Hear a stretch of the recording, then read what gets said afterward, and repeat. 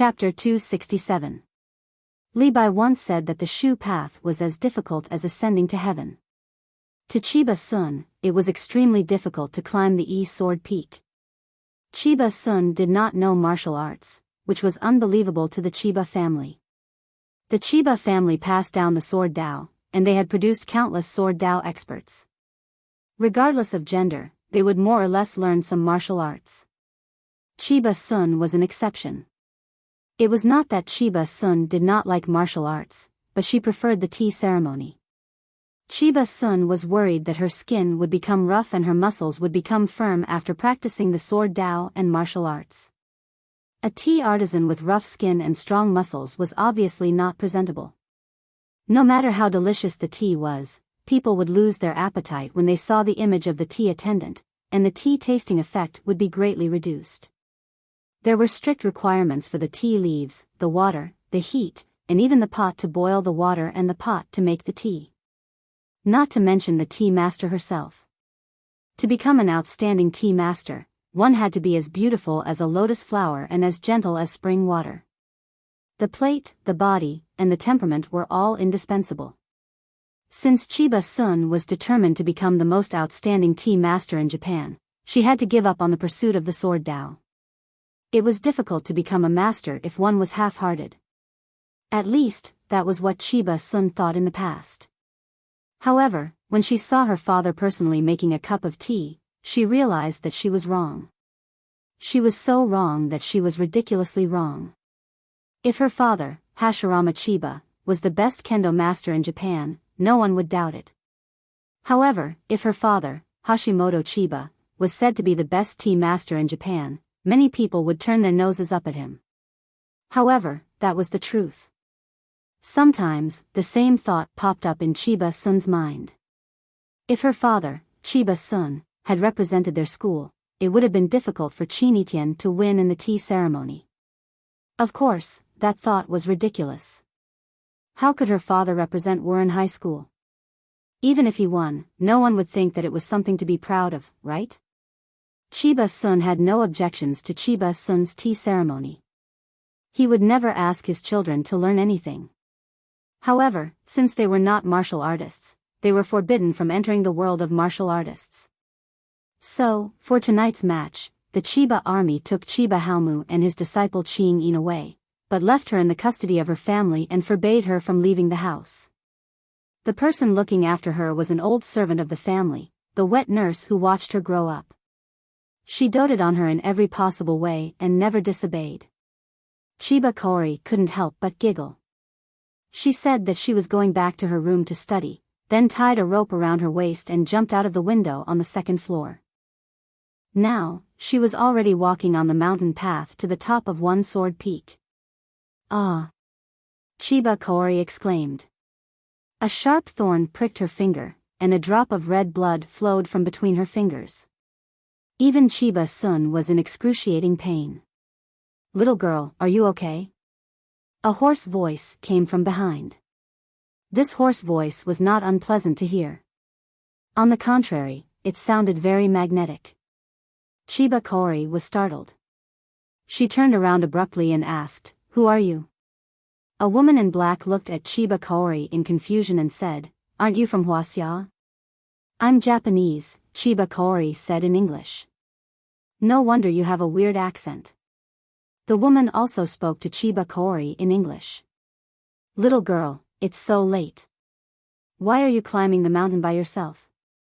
Don't you know it's dangerous?" "I know," Chiba Kaori said. "But I have to come for a reason." "What reason?" the woman in black asked. "Two men are having a match at the top of the mountain." Chiba Kaori said. "I know that. I'm also here for the competition at the top of the mountain," the woman said. "You're here to watch the match too? But it's too dangerous. You should look up from the observation platform with binoculars. Many people do that. The two fighters are my father, the Chiba army, and my language teacher, Fang Yen. My father doesn't want me to come here. He thinks it's too dangerous. Besides, he's the most gentle father in the world because he never wants me to watch him fight or kill someone. He told me that I'd be sad if he killed someone or someone else killed him.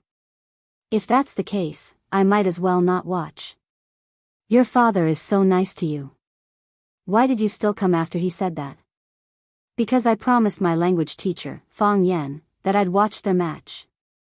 Our teacher has never broken his promise to me, so I can't break my promise to him.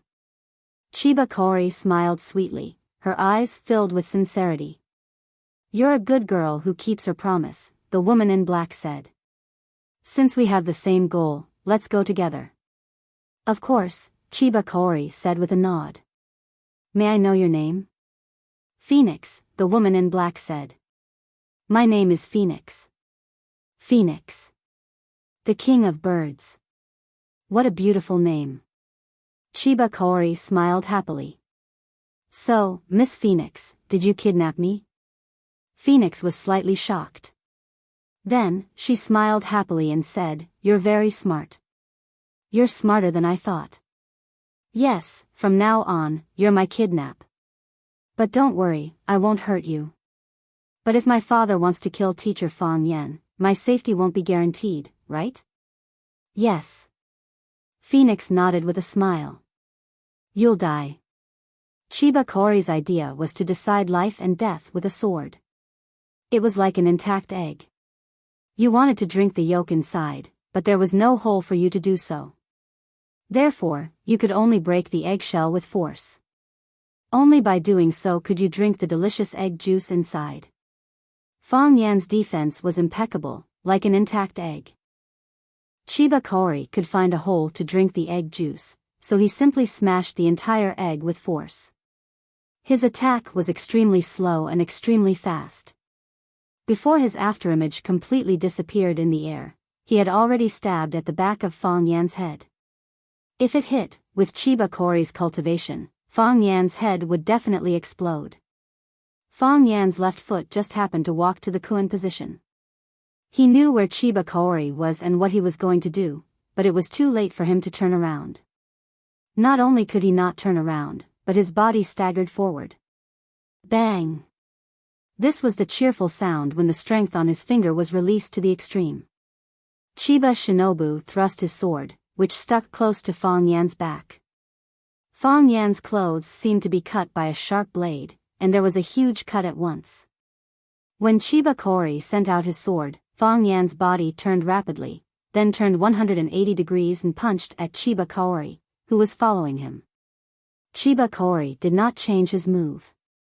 Once again, he stabbed at Fong Yan's fist with his finger sword. A finger against a clenched fist. Everyone would think that the fist would win. But what if it was a sword against a clenched fist? For Chiba Kaori, the sword was a sword, the branch was a sword, the finger was a sword, the palm was a sword, the body was a sword, everywhere was a sword, and the world was a sword. For others, it was just a finger. But to him, it was an incomparably sharp treasured sword. The distance between the two narrowed in an instant. When Fong Yan's fist was about to be poked a big hole by Chiba Kaori's finger, Fong Yan suddenly stretched out his palm. Yes, he turned his fist into a palm, and his body continued to rush forward. Then, his palm cut toward Chiba Kaori's wrist. Chiba Kaori laughed silently. He liked such an opponent, who was young, smart, and not weak. His body sped up 10 times for no reason. Ignoring Fong Yan's hand knife cutting toward his wrist, he used his body to hit Fong Yan's body fiercely. The two rushed in the same direction. Clang! Fong Yan failed to dodge and hit Chiba Kaori's arms hard. Then, his body was sent flying backwards. Crack, crack, Fong Yan's body slid on the ground, crushing countless flowers, plants, and some small stones along the way. Bang! It was not until his body hit a big stone that he stopped with difficulty. The pain in his chest was excruciating. It was as if Chiba's attack had shattered all his internal organs. There was a sour and sweet taste in his throat. He licked his lips, and a warm liquid flowed out. Junior Martial Uncle. Fong Yingying came out from the corner again and wanted to help Fong Yan. Fong Haohan grabbed Fong Yingying's arm and didn't let him come over at this time. Fang Yen waved his hand, indicating that they didn't have to worry. He wanted to smile at them, but the smile was a little like a grimace. He wiped the blood from the corner of his mouth and struggled to get up from the ground. Only then did blood ooze from Fang Yen's back. It turned out that when Chiba Kori's finger sword stabbed at the back of Fang Yen's neck, although Fang Yen avoided Chiba Kori's ultimate skill with drunken crane riding the wind, his clothes and flesh were still cut by his sword chi. Because the fight between the two was too fast, it was only the blink of an eye from the beginning to the present, so the blood had time to appear. Just now, everyone only saw that Chiba Kori's clothes were torn by him. Chiba Kori's body slowly landed, and his wide-sleeved robe fluttered in the wind. His whole body was bathed in the moonlight, like a white-clothed god of war. Chiba Kori looked at Fang Yen, who had just been injured by him, and said, "The body can also be used as a sword. Be careful." "Thank you." Fang Yen bowed to thank him. "This is my first round of failure." Chapter 268. Dang! The glass in Jiang Julio's hand fell to the ground, and he shouted excitedly. Fang Yen was sent flying. Lu Qingming wasn't as well prepared as Jiang Zhulu, and he didn't have binoculars to look through. Seeing Jiang Julio's joyful expression, he thought to himself, "Didn't you just say that we're good friends? You fought me with fists, and we fought the Japanese sword god together in a drinking battle." Of course, Lu Qingming never believed Jiang Julio's nonsense. Anyone in Huaqing with an IQ of more than 50 wouldn't believe it. Saying the opposite of the truth and saying the bad things nicely was a basic skill that they were trained to learn since they were young. Jiang Zhulu generously handed the binoculars in his hand to Lu Qingming and said, "Qingming, take a look too." "It's really exciting." Lu Qingming waved his hand and said with a smile, "A gentleman doesn't take what others like. I think Big Brother Jiang needs this binoculars more at this moment. I don't know anything about martial arts, so I'm afraid I can't understand it. Why don't we drink and listen to Big Brother Jiang explain?" Jiang Zhulu put the binoculars on the table and said with a smile, "Actually, I don't understand either. I'm just watching the show." Jiang Zhulu took the initiative to raise his glass to Lu Qingming and said, "Come, Qingming, let's drink to Fang Yen." Fang Yen was sent flying. Lu Qingming said, "That's not a good reason to urge us to drink. Let's drink to Fang Yen being sent flying." Lu Qingming laughed and raised his glass to touch Jiang Zhulio's. He said, "This needs to be drunk 3 times in a row. That won't do.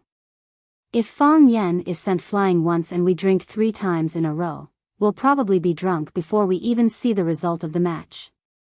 Qingming, take it slow, there's no rush. Leave half of your brain and 1 clear eye. I can feel that the real show is yet to come. Big Brother Jiang is right." Lu Qingming nodded. "Then let's leave half of our brain and 1 clear eye and wait for the show to begin. It seems that I already have the answer to my question. Big Brother Jiang bet on the Japanese sword god winning?" "No, I am betting that Fang Yen will win," Jiang Zhulu said with absolute certainty. "Oh, why?" Lu Qingming was puzzled. "Feeling. I always feel that Fang Yen will win because he has never lost. Since the first time I met him, he has never lost. Countless times, when I thought he would lose, when I thought he would die, he won and came back to life. Tell me, how can people feel at ease and boldly place all their bets on such a person? Didn't we just drink a toast to him being sent flying? Because I want him to lose. I hope he dies." With a gloomy expression, Jiang Zhulu said with a firm voice, "Qingming, us 2 brothers don't need to test each other anymore. You and I have the same goal, and you and my enemy are the same." Ever since the Lu family entered, the Jiang family and the Lu family fought fiercely on the battlefield of Longtu Group. This was purposely done by Lu Chaoga. She set up this whole situation long ago to drag us into the quagmire of Longtu and make it hard for us to get out, while she went into battle with a bold and decisive company recruitment team. We spent all our time and energy on this, so it would be hard for us to take revenge and threaten her. In order to fight for control of Longtu, the Jiang family suffered heavy losses, and the Lu family is a newcomer, so they have to pay 10 times or even 100 times the price to gain a foothold. This war can't continue any longer, it will only drag our Jiang family and Lu family down. Just hindering our development is enough to destroy Longtu group. Lu Qingming played with the glass in his hand and said, Big brother Jiang means a truce? What kind of truce? Jiang Zhulu sighed softly. He had already said it so clearly, but Lu Qingming still wasn't willing to show the corresponding sincerity. Just based on this point, he was far inferior to the Lu tree. If the Lu tree was sitting in front of him, the two of them would have already started discussing the conditions of a truce, and he wouldn't be testing the waters again. Qingming, what conditions do you have? Jiang Zhulu asked with a smile. Say whatever you want. In any case, this is a private discussion between us brothers, it doesn't count. Isn't that right? The discussion between the two of them obviously counted. If the conditions were suitable, the Jiang family and the Lu family would reconcile according to the framework of this large agreement. They were the vanguard and the vanguard of the two families, this was the meaning of the existence of the family spokesperson. Lu Qingming's fingers lightly knocked on the table and said, just like what Big Brother Jiang said, the Lu family suffered heavy losses in the Jiang family. If we easily withdraw, I'm afraid it would be a bit too embarrassing. Jiang Zhulu looked at Lu Qingming and said, the Lu family will completely withdraw from Longtu and sell all the shares in their hands to the Jiang family. The Jiang family is willing to give a reasonable price. Don't worry, the Jiang family will definitely not embarrass the Lu family. The more friends, the easier the road. The Jiang family is still very willing to make more friends. Lu Qingming was hesitant. This matter really wasn't up to him to decide alone. He had to go back and report to his uncle, who was also the father of the Lu tree. This was really a complicated relationship between people. Jiang Zhulu knew what Lu Qingming was thinking and advised, Qingming, the uncles are all smart people. They know in their hearts that only if the Lu family completely withdraws from Longtu can we avoid another war. If we only make a verbal truce, the people below will still fight fiercely. This won't benefit either of our families. Lu Qingming raised his cup and said, I will bring back Big Brother Jiang's words. Jiang Zhulu nodded with a smile and said, remember the result of this match, let's watch the show. The two of them laughed and said. While Fang Yan and the Japanese sword god Chiba were fighting to the death, the two big families, the Jiang family and the Lu family, who were originally fighting to the death, reached a compromise and cooperation in the single sword Peak's Old Lord Pavilion. This world was really boring but also new. Drinking and watching the show, the two of you are so elegant. A man's hearty laughter sounded. Jiang Zhulu and Lu Qingming turned at the same time. Jiang Zhulu smiled and said, he's also here, what a pity. Seeing Fang Yan fall to the ground, someone in the darkness sighed. If this kid was 10 years older and had 10 more years of accumulation, it wouldn't be difficult for him to kill that Japanese kid. He's still too young. What a pity. You old thing, the match isn't over yet, why are you so anxious? Who said that the current Fang Yan isn't that Japanese's opponent? Didn't he stand up again? You're not convinced? If you're not convinced, let's fight. Let's fight, Chiba Halmu was smiling. He was smiling happily, but there was undisguised cruelty in his eyes. Chiba Halmu pointed at Fang Yan, who had just gotten up from the ground, and said in a vicious voice, Qing Yin, don't you think he looks like a dog? Chiba Halmu had watched the movie Journey to the West, starring Hua Xia, Zhou Xingshi, and there was a line in the movie that left a deep impression on him, he looks like a dog. He felt that Fang Yan looked like a dog, a defeated dog that was about to be slaughtered for meat. This is just the beginning. Qing Yin's voice sounded, but he couldn't see where he was. What? Do you think he still has a chance to turn the tables? Qing Yin, my father is your master, he's the greatest swordsman in the world. No one can defeat him. Not in the past, and not in the future. After a while, Qing Yin's voice sounded again, master has also been defeated before. Ching-in. Chiba Halmu was furious. If you can't face yourself and your opponent, you'll never be able to step into the realm of true kendo. Are you lecturing me? I'm reminding you. Chiba Halmu nodded, and said, I understand. I'll face myself, and I'll respect my opponent. But my father will definitely win. Just like he won countless times in the past. I've never doubted that.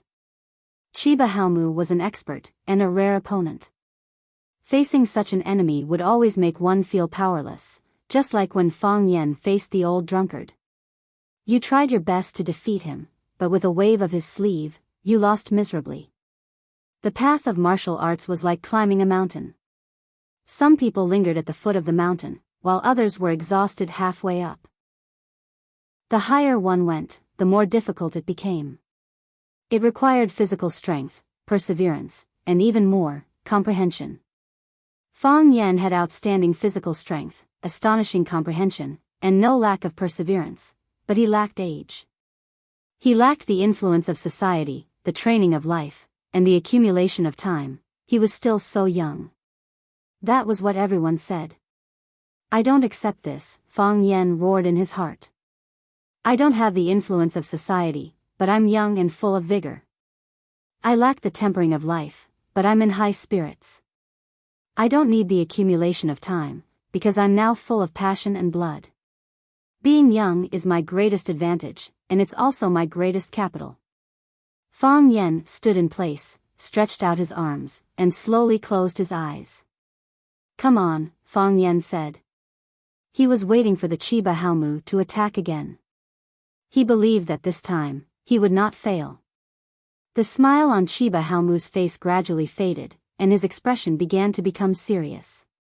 He was growing too fast, almost at a speed visible to the naked eye. If Fang Yen was said to be a little afraid, and a little restrained, at this time, Fang Yen had become a brave warrior who was not afraid of death, a true warrior who fought with his life and passion. He no longer defended passively, and he no longer defended himself impeccably. He only wanted to save his life. He opened his mind and let go of life and death. Based on the experience of the Chiba Halmu, there had never been anyone in the younger generation who could do this before. This boy must not be left alive. Chapter 269. Chiba Minister of War was also a person who cherished talents. His eldest disciple, Ching-in, was originally a ninja sent by the enemy to assassinate him. After the assassination failed, Chiba Minister of War saw that it was not easy for him to learn martial arts, and that he was indeed outstanding in speed and hiding. He only cut off one of his fingers and told him to take care of himself. Ching-in was grateful and was willing to take him as his master and serve him for life.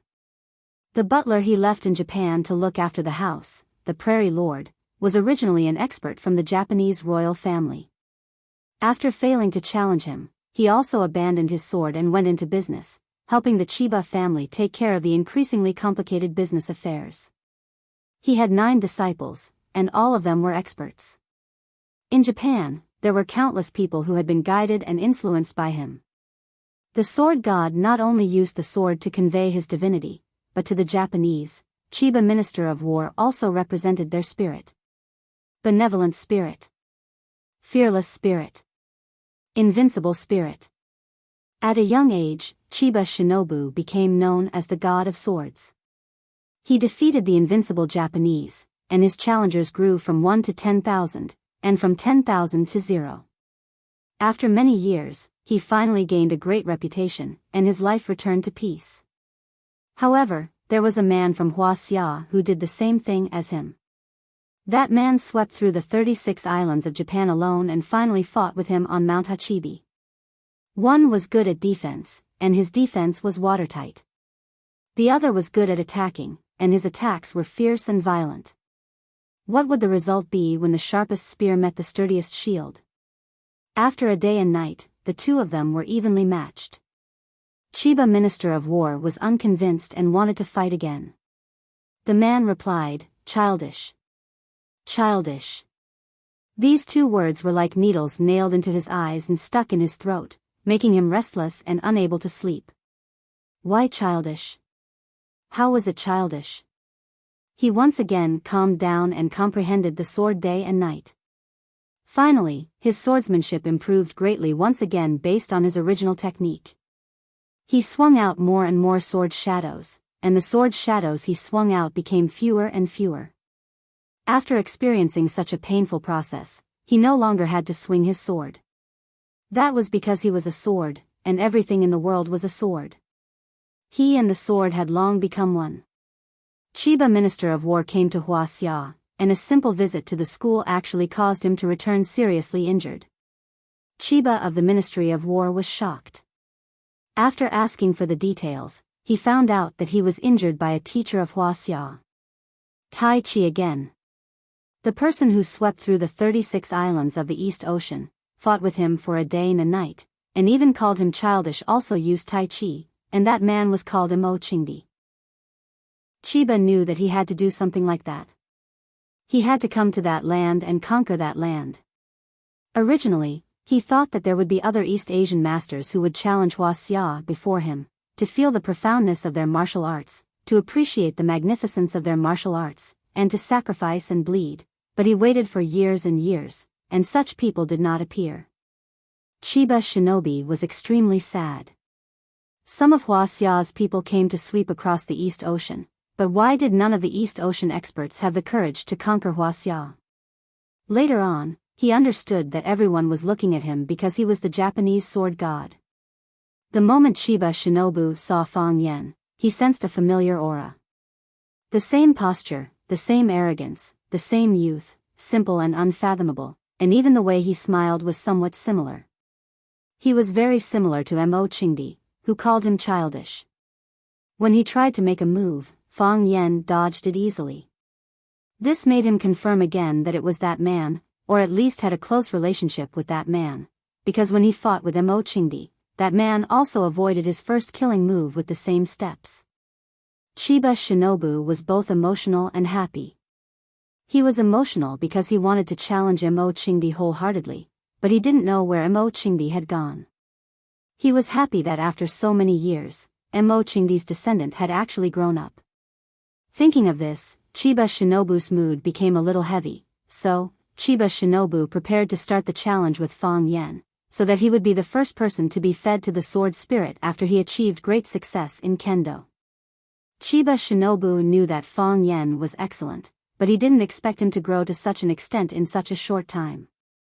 This had nothing to do with the improvement of his skills, but had something to do with his inner understanding and willingness to sacrifice. At such a young age, he was able to open his mind and give up life and death.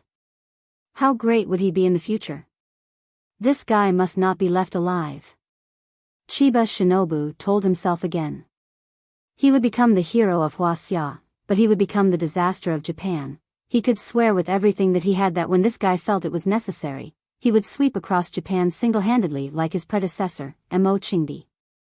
No, at least Enchanting felt it was necessary. He wanted to fight with the heroes of Japan and test the depth of Japanese martial arts.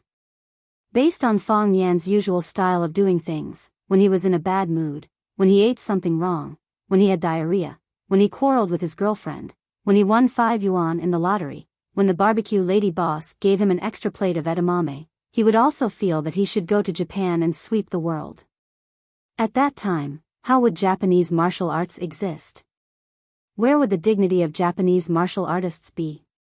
This guy must not be left alive. This was the third time that Chiba Shinobu told himself. Chiba Shinobu moved. He didn't jump or fly away, nor did he make any fancy or complicated movements. He just walked towards Fang Yen step by step, just like how a normal person would walk. He was like a kind elder, like a kind friend, who just wanted to pat you on the shoulder, touch your head, and tell you that you did a good job. However, if your vision was bright enough or your senses were sharp enough, you would find that wherever Chiba Shinobu went, the plants would wither and the rocks would turn to ash, leaving no chance of survival. Sword incineration, someone shouted in the dark. This is sword incineration. Wherever it goes, not even a blade of grass will grow. This old monster actually comprehended the sword incineration. This kid is in danger, someone said. This kid is a good seedling. Fang Hui, that old thing, is really lucky to have a grandson like this. No matter what, he's still our kid. We can't just watch him be killed by a little Japanese. I'll help if I have to. You can forget about it. Open your eyes and see, that kid's eyes are still closed. Doesn't he know that he's in danger? Doesn't he know how powerful sword incineration is? It seems that he has a way to deal with it. It's said that this kid has learned the heart of Tai Chi very early, so he can be called a god's favored one. They were right. The person who directly suffered the killing intent of Chiba Shinobu was Fang Yen. Sword master destruction, he could feel the fierce killing intent of Chiba Shinobu with every step. It was a kind of cruelty, despair, and unparalleled power.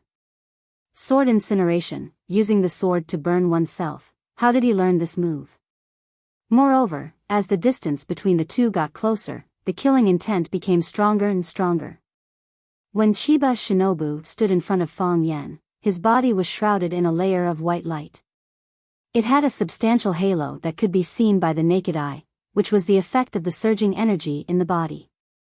Chiba Shinobu was like a huge warehouse, with a terrifying amount of internal energy. Behind him, a khaki-colored path appeared. It was the color of green plants after their water and vitality were extracted. Fang Yen still didn't open his eyes, and his heart of Tai Chi had already been displayed. He didn't open his eyes, but he knew better than anyone what was happening in front of him. He could see the moment Chiba Shinobu walked past, the moment the grass withered, a bug that couldn't escape in time fell limp, and he also saw that even the wind couldn't blow past Chiba Shinobu. You knew he was strong, but you never expected him to be so strong. Fang Yen was very angry, and wanted to kill.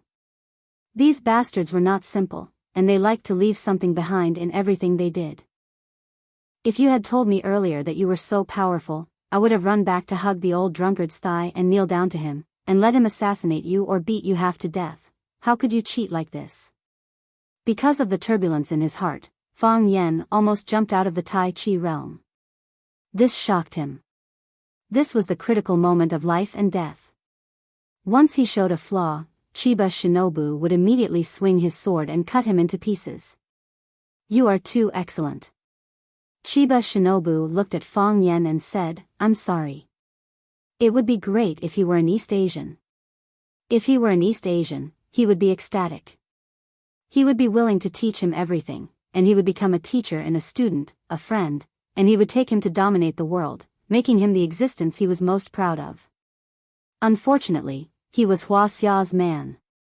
Chiba Shinobu stretched out his hand to Fang Yen. Fang Yen looked at the hand with white skin that was almost translucent. The hand stretched directly toward his chest, gentle and steady. Fang Yen reached out to intercept it. Fang Yan's hand moved like an eagle's claw to grab Chiba Shinobu's wrist. Whoosh! He grabbed it. Fang Yen grabbed the wrist of Chiba Shinobu's hand, and the feeling of physical contact was so full. Fang Yen was pleasantly surprised. How could it be so easy? Was this the old monster of Chiba Shinobu's pretense? He had been tricked. Fang Yan's mind trembled slightly, and there was a dangerous aura in his mind. It was clear that he had grabbed Chiba Shinobu's wrist, but why couldn't he move his hand that was grabbing his arm? Fang Yan's arm couldn't move, but Chiba Shinobu's hand, which was being held, could move at will. His hand dragged Fang Yan's hand and continued to move forward. Then, he made a cut on Fang Yan's chest. Whoosh! The clothes on Fang Yan's chest were torn, and Fang Yan's flesh and blood were exposed. There was a long and deep gash on his chest, and a thin red line appeared. Soon, the red line became thicker and thicker, protruding his flesh and blood. How is this possible? Fang Yan's face was full of horror and disbelief. Chapter 270. Tai Chi represents vitality. Where Chi is, it grows and multiplies endlessly. Sword incineration represents death. There's no return. Fang Yan lost. He lost because the power of death was stronger and more vigorous. What a pity. Someone sighed heavily. The competition ends here. Friends, I'll be leaving first. But let's make it clear. I'll be the one to challenge this Japanese in a month. You're not allowed to compete with me. Why you? I'm going to challenge him tomorrow. Chiba Haowu laughed maniacally. He said to Qing Yin proudly, Qing Yin, did you see that? My lord father had won, he had won again. There's no difference from before. But I didn't expect him to use sword incineration. Who does Fang Yan think he is? Is he worthy of father using sword incineration? Shouldn't you keep such a godly skill and use it as a trump card when you challenge a stronger opponent? Chiba Haowu felt that it was natural for his father to win against Fang Yan. He even stubbornly believed that Fang Yan was so weak that he only needed to use 20% to 30% of his strength. Why did he have to use such a powerful technique? Did he deserve it? Qing Yin looked at the proud Chiba Haowu and said, Fang Yan is nothing. He's worthy of master using sword incineration. Master knows his opponent better than we do. He knows what kind of opponent he's facing and what kind of technique he should use. Chiba Haowu glanced at Qing Yin's position with dissatisfaction. He didn't like Qing Yin because he was always hiding in the dark, sneaky, and couldn't be seen. Even when his father won a great victory, he still put on a dead face. Someone who didn't even know how to smile was really annoying. Chiba Haowu looked very disheveled after climbing the mountain. She had underestimated this trip. If it wasn't for the woman who kidnapped her helping her from time to time, she wouldn't have been able to climb the steepest peak of Sword Peak. Chiba Haowu widened her eyes at the scene in front of her.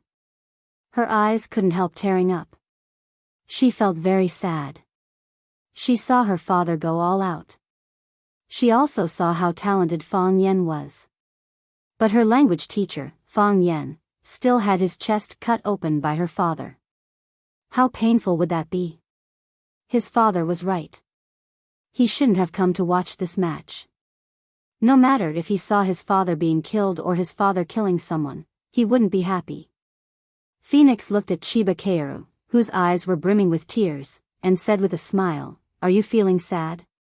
Why must it be like this? Chiba Kaori asked. Because they are all men with goals, Phoenix said. This pursuit is too big, so big that little women like us can't understand it at all. I'm not willing to accept it.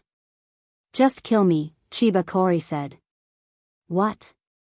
Phoenix frowned. Just kill me, Chiba Kaori said. Because my father will definitely kill teacher Fang Yan. It's better to die earlier than later. The earlier I die, the less painful it will be. The Phoenix sneered and said, Don't worry, the match is not over yet.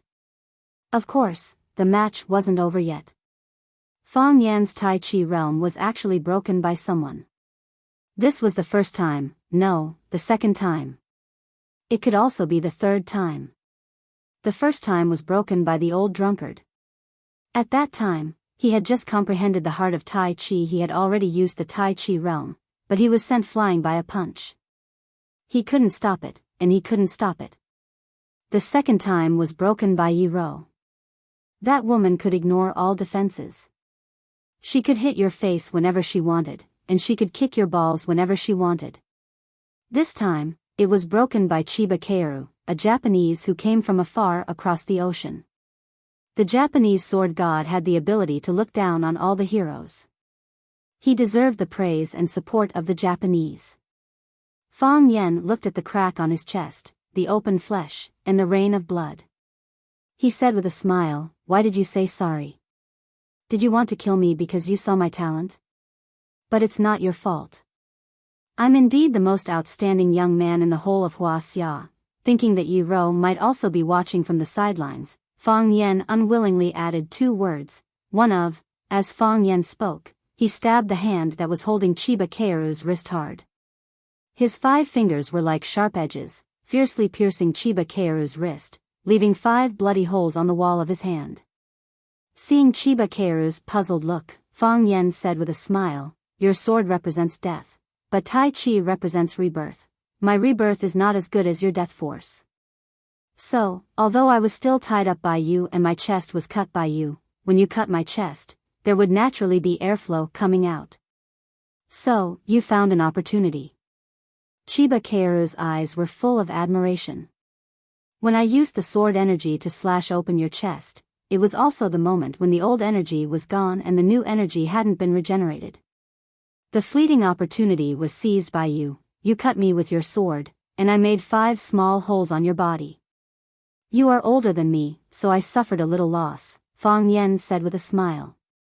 Fang Yan, how about being an East Asian in your next life? Chiba Keiru looked at Fang Yan's handsome face and said very seriously, in that case, I can't bear to kill you. I can feel your sincerity, but I have to refuse, so, don't make such a difficult request to others in the future, Fang Yan said angrily. My father will still be my father in his next life, and my mother will still be my mother in her next life. I will still be born in the Tai Chi Fang family and have the heart of Tai Chi. If an East Asian called Chiba Keiru comes to challenge me, I will gladly accept the challenge and try my best to kill him. If I can't kill him, I will seriously injure him. If I can't, I will bite him. There are many people in Huaxia. We have many cowards who are afraid of death, but we don't lack hot-blooded and fearless warriors. That makes me want to kill you even more. I've decided a long time ago that I will be a Huaxia man in life and be buried in Huaxia's grave when I die. Fang Yan laughed very heroically. I don't have enough courage, and I don't have enough vigor. I cherish my life very much, but if it's necessary, I don't mind sacrificing it. If you can take it, you can take it. If you can't leave. Chiba Keiru sighed softly. Such young people were scary, and Huaxia, who had these young people, was the most promising. With a flick of his wrist, Fang Yan's right arm looked as if it had been sliced by countless knives, and countless small wounds appeared. Those were caused by the sword energy. He didn't need to use his fists or feet. Just every joint of his arm could be used as a sword. Chiba Keiru's cultivation was really profound and terrifying. Fang Yan punched out, and Chiba Keiru waved his sleeve to block it. Bang! Fang Yan's fist landed on Qinya Bing's wide sleeve. The sleeve was like an incomparably hard iron plate. Fang Yan blasted a big hole in the ironing board, but his body flew backward. Whoosh! After Fang Yan's body slid on the ground for a while, his head hit a huge rock. Until then, the momentum of his body was exhausted. Before anyone could react, Fang Yan got up from the ground. He didn't like to lie down because he felt that this posture was too ugly. So many fans were looking at him, so he had to work hard to maintain the style of a male god. The clothes on his chest were open, and the mountain wind whistled and slapped his strong and well-proportioned chest. Fang Yan stood as straight as a mountain, without a trace of timidity. Chiba Keiru looked at Fang Yan, who was striding toward him, and frowned slightly. His arm was also bleeding, which was a hole made by Fang Yan's claws. His fingers were sharper than a sharp knife, and they forcibly pierced through the skin and flesh, piercing through his arm. He originally wanted to kill Fang Yan with one blow and end the battle cleanly. But he didn't expect that it would be a life and death competition now. The one who persisted until the end would be the final winner. Moreover, an opponent who was not afraid of death was indeed a headache. Fang Yan's body started to sway. He looked like a drunkard who had just returned home. Even his eyes became hazy, as if he couldn't see the world in front of him clearly. His feet stepped on protruding stones several times, and he almost fell. His body staggered forward a few steps, and he barely maintained his posture. Fang Yan leaped up and threw a punch at Chiba Shinobu's head.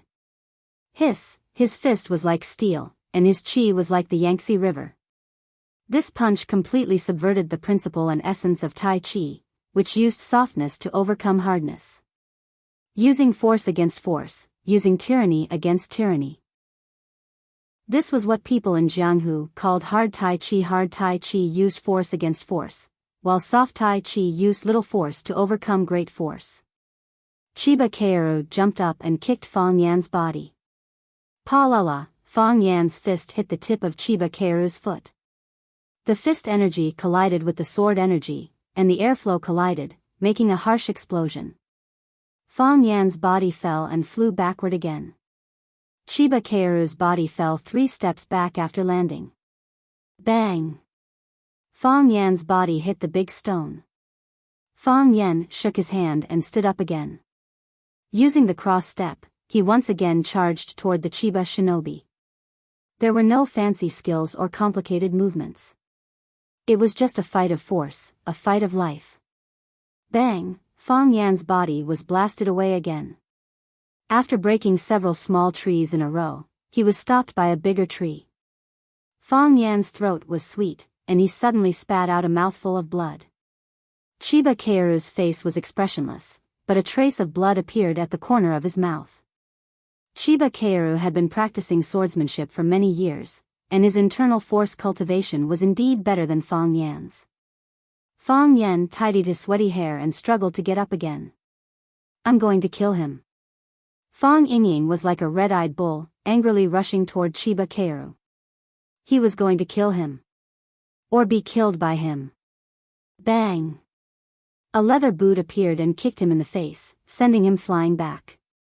Hero Fang, who was sprinting forward, was kicked in the stomach before he could even turn around. He tumbled back to his original position. What are you doing, you crazy woman? Fang Yingying roared at Yi-Ro. It was the first time that he dared to speak to the violent woman like this. If you don't go help, why don't you let us go? Fang Haohan also stared at Yi-Ro fiercely, his chest rising and falling. It seemed that he was about to explode. Watch. Watch carefully. This is his fight, and he wants to fight fair and square. He doesn't want anyone to help him. If he needed help, he would have gone back to ask the old drunkard for help. Why would he need you two idiots to call back for help? Yi-Ro's face was gloomy, and she clenched her fists tightly. If he dies, I'll go challenge him. If I die, the old drunkard will go challenge him. If all the masters of our Fang family are dead, there are other heroes from Huaxia to challenge him. It's not your turn to die. Chapter 271. Why can't we just die? We're also men of the Fang family, Fang Yingying roared angrily. After a pause, he stared blankly at Yi-Ro and said, Did you just say, we're from the Fang family? Shut up. Yi-Ro stared at Fang Yingying fiercely, like a female leopard that was about to go crazy and bite someone. Do you believe that I won't throw you two to the bottom of the mountain? Fang Haohan quickly shrank his neck, thinking that he didn't say anything wrong. Fang Yingying was extremely depressed. He ran back and forth like a trapped beast and said, No, I'm going crazy. I want to kill. I want to kill. Yi-Ro sneered and said, Go kill if you want to. What are you shouting for? You won't let me challenge the Qinya military department again, Fang Yingying said angrily. His eyes lit up and he said, What do you mean? Get lost. Fang Yingying winked at Fang Haohan, and the two ran away together. He said, Let's get lost now, right now. Soon, Fang Yingying and Fang Haohan rolled to the front of Qinya Haohan. Qing Yin, who had been hiding in the dark, finally showed up and stood in front of Qinya Haohan. He stared at Fang Yingying and Fang Haohan with vigilance and said, What do you want? Qing Yin had been studying the Huaxia culture with his master, but his Huaxia language was not standard, so he had to listen very hard to understand. Of course, Fang Yingying and Fang Haohan didn't want to understand too well. Fang Yingying pointed at Qinya Haohan and waved his fist at him. I want to challenge you, Fang Yingying said. Qinya Haowu was furious. Although he didn't understand what Fang Yingying was saying, he could understand Fang Yingying's actions. He raised his sword and was about to accept Fang Yingying's challenge. Qing Yin blocked Qinya Haowu once again, then looked at Fang Yingying and said, I challenge you. Your target is me. Fang Yingying was amused. He pointed at Chiba Haomu and said, Why doesn't that little bastard dare to accept the challenge? Is he afraid of losing? He's still a minor, Qing Yin said. Are you going to bully a child?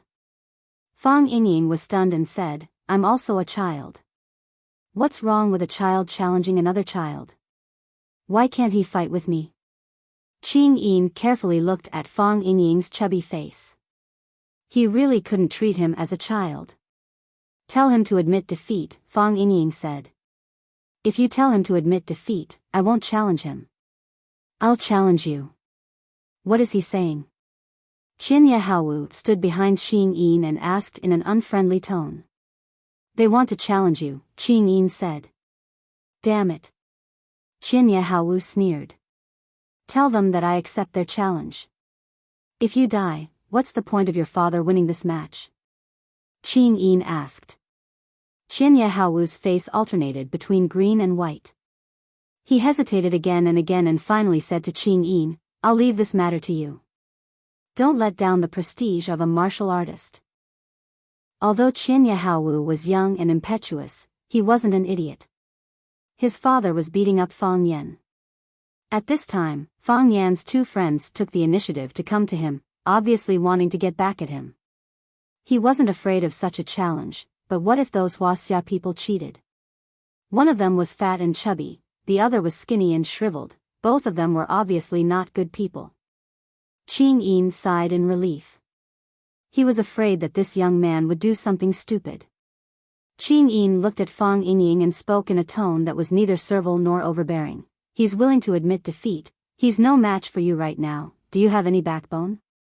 Fang Yingying was furious. His opponent's choice made him very disappointed and regretful. In his estimation, after hearing his challenge, that brat should have drawn his sword in anger, only to be beaten to a pulp. He didn't think he'd admit defeat like that.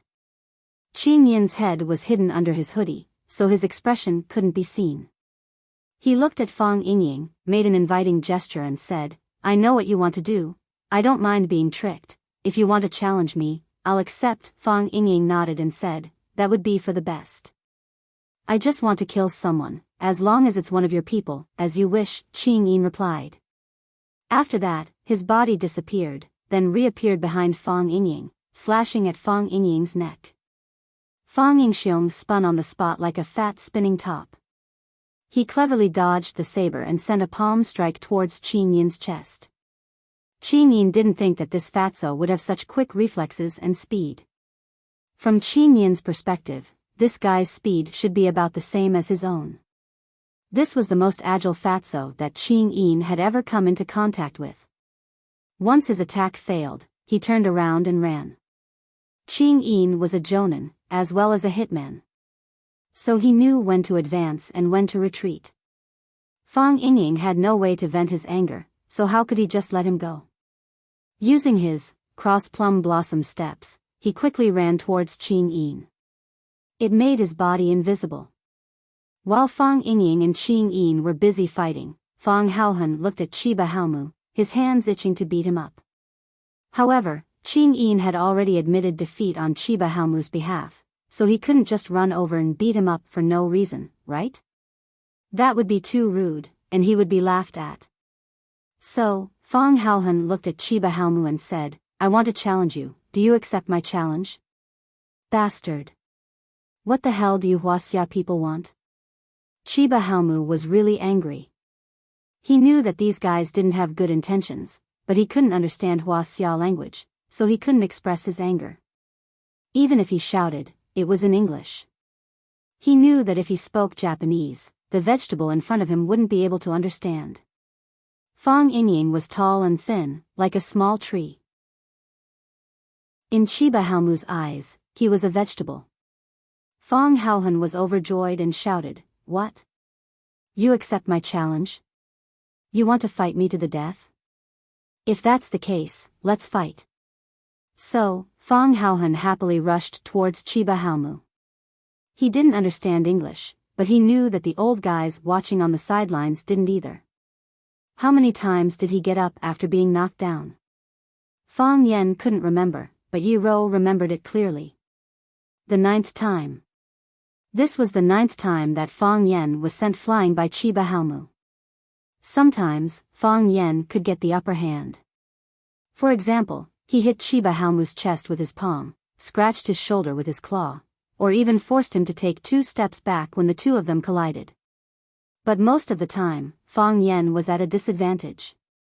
He attacked fiercely and fought with Chiba Halmu in such a way that he almost didn't care about his own life. It seemed really stupid to hurt one's own life. But he didn't care. I've been smart my whole life.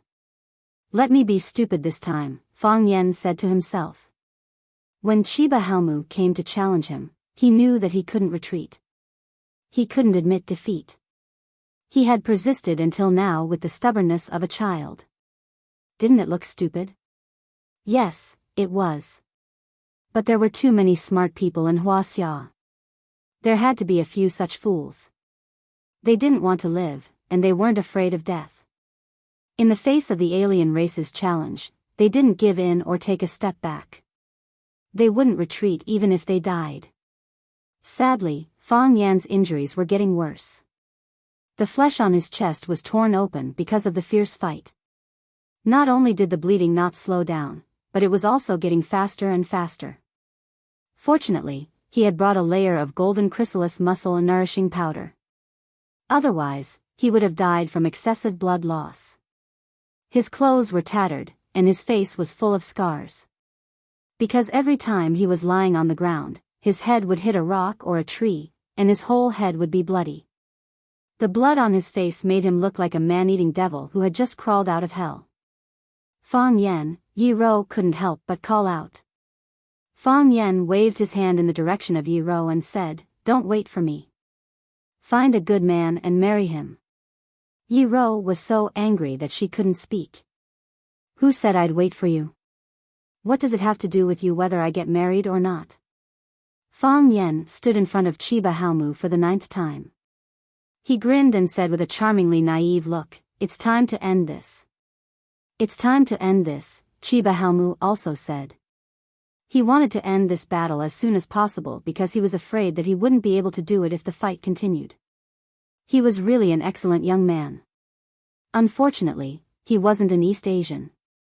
He pulled out his right hand, and a silver light appeared in his palm. A soft sword.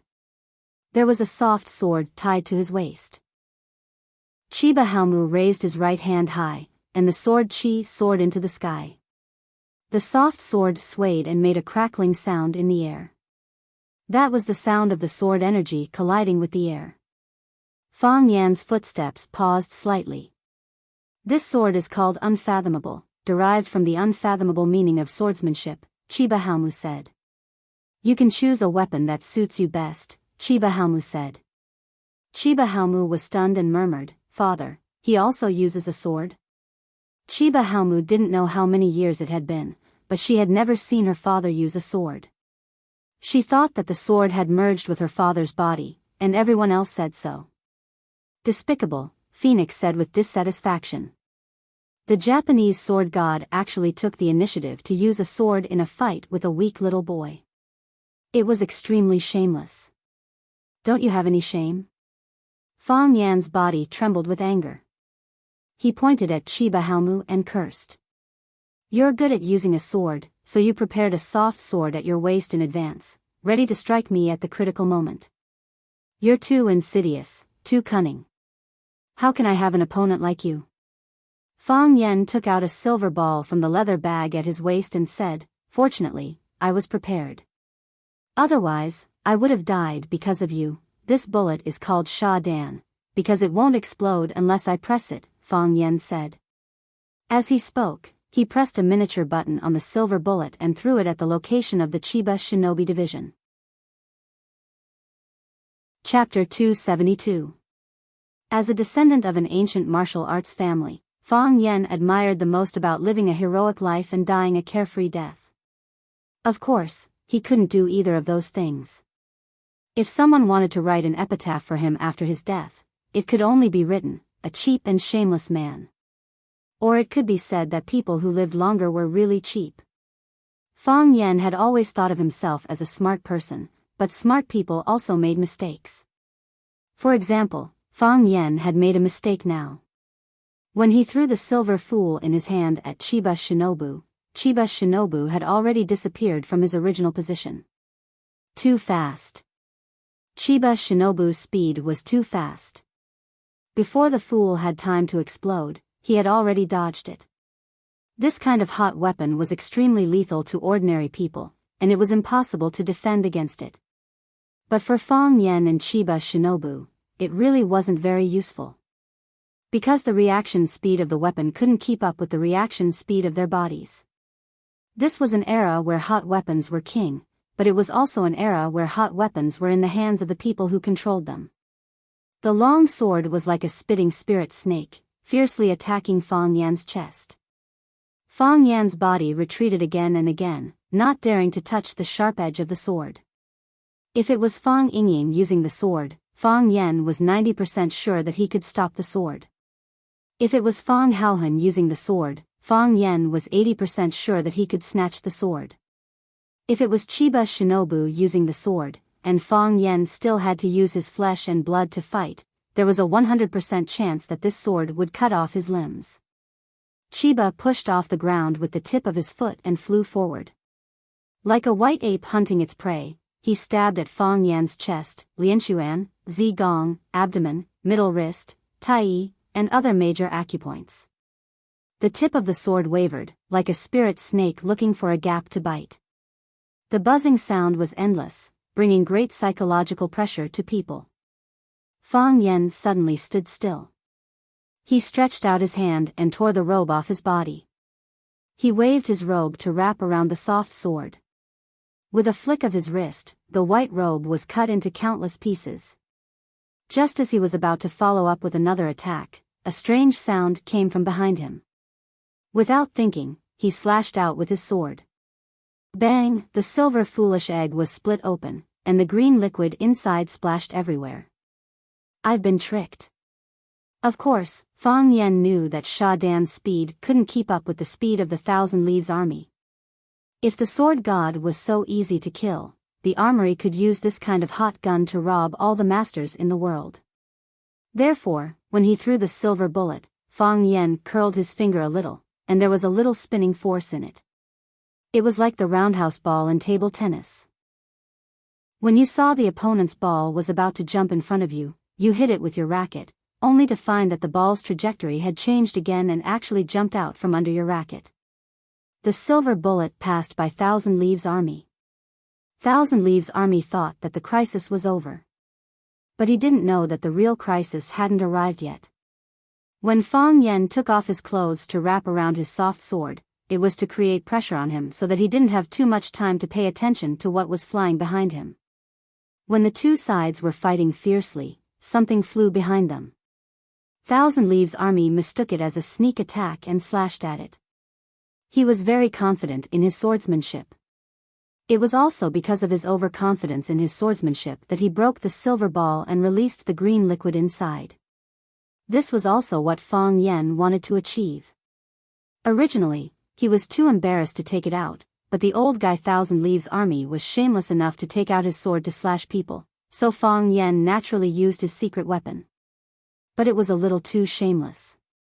The body of Thousand Leaves army's sword was like his body. When the sword touched the flying object, he already knew that the situation was not good. He flew to escape, but Fang Yan used the stick formula of Tai Chi to hold him back and make him unable to move.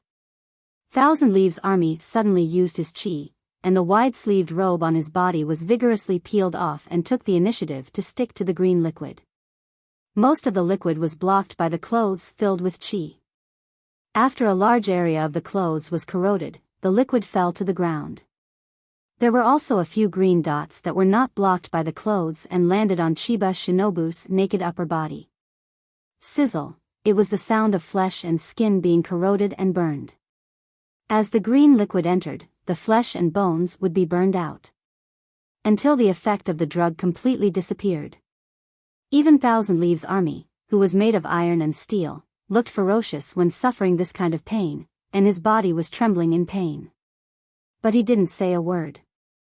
He held the sword and went straight to Fang Yan's eyes. The severe pain in his body completely enraged Thousand Leaves army. He also had to use more crazy attacks to relieve the pain of his flesh and bones being melted, which was simply unbearable for human beings. Compared with this kind of pain, the so-called 10 most cruel men of the Qing dynasty were nothing. When Thousand Leaves' army attacked wildly with his sword, the smile on Fang Yan's face disappeared. He closed his eyes again and let the long sword stab into his eye hole. The heart of Tai Chi was used again, and the Tai Chi domain appeared again.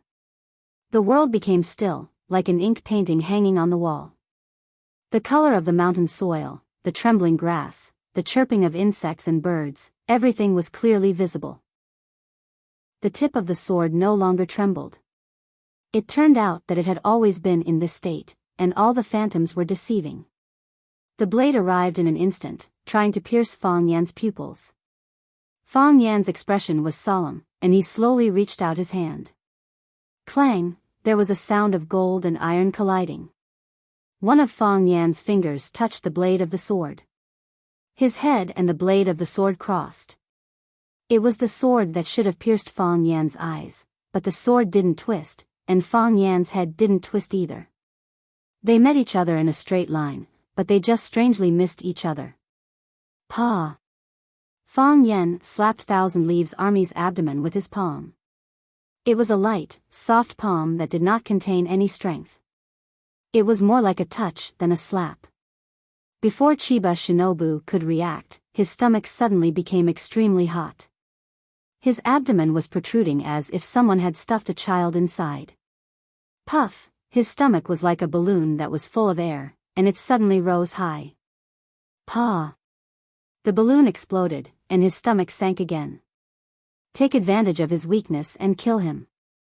Fang Yan took advantage of the fact that Chiba Shinobi was unable to move and kicked him in the face. Thousand Leaves' army's body flew backward, and after landing, he still staggered back.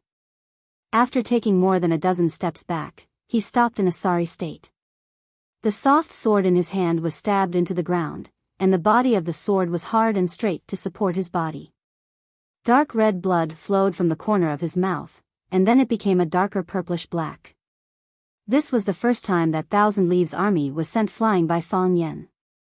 This was also the first time that Thousand Leaves' army bled in front of Fang Yan. Beautiful. An old man in the darkness laughed. This kid is interesting. He fights with strength and uses skill. He only uses skill and doesn't use strength. He looks like a sissy. If he only uses strength and doesn't use skill, he's just a brute. He'll never be able to achieve anything great. Old thing, don't you know shame? This kid used a bomb to blow people up. This is a sneak attack. It's a shame to be associated with him. What do you know? That old guy doesn't use a sword. That's a cold weapon my ass. Go and touch the sword in his hand. I'm afraid it's hotter than burning coals. Fang Yan smiled happily and said, Look, no matter how many times you beat me, I only want to beat you one last time. You used a bomb, Thousand Leaves' army said calmly.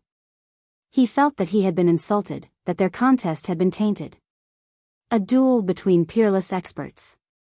They've already climbed to such a high place, how could they use a bomb to attack? If Shimen Shui Shua and Yi Gu Qing finally climbed to the top of the Forbidden City, they would each take out a gun from their pockets and shoot at each other. Just thinking about it made him feel cute. That's my weapon, Fang Yan said. It's the same as the sword in your hand. They're both weapons. Thousand Leaves' army chuckled and said, Is that also considered a weapon used by martial artists in a duel? Of course it is, Fang Yan said. You've never played a game before, right? Some weapons are simple and realistic, like the soft sword in your hand. But my idiot added special effects, so when it explodes, it's cooler.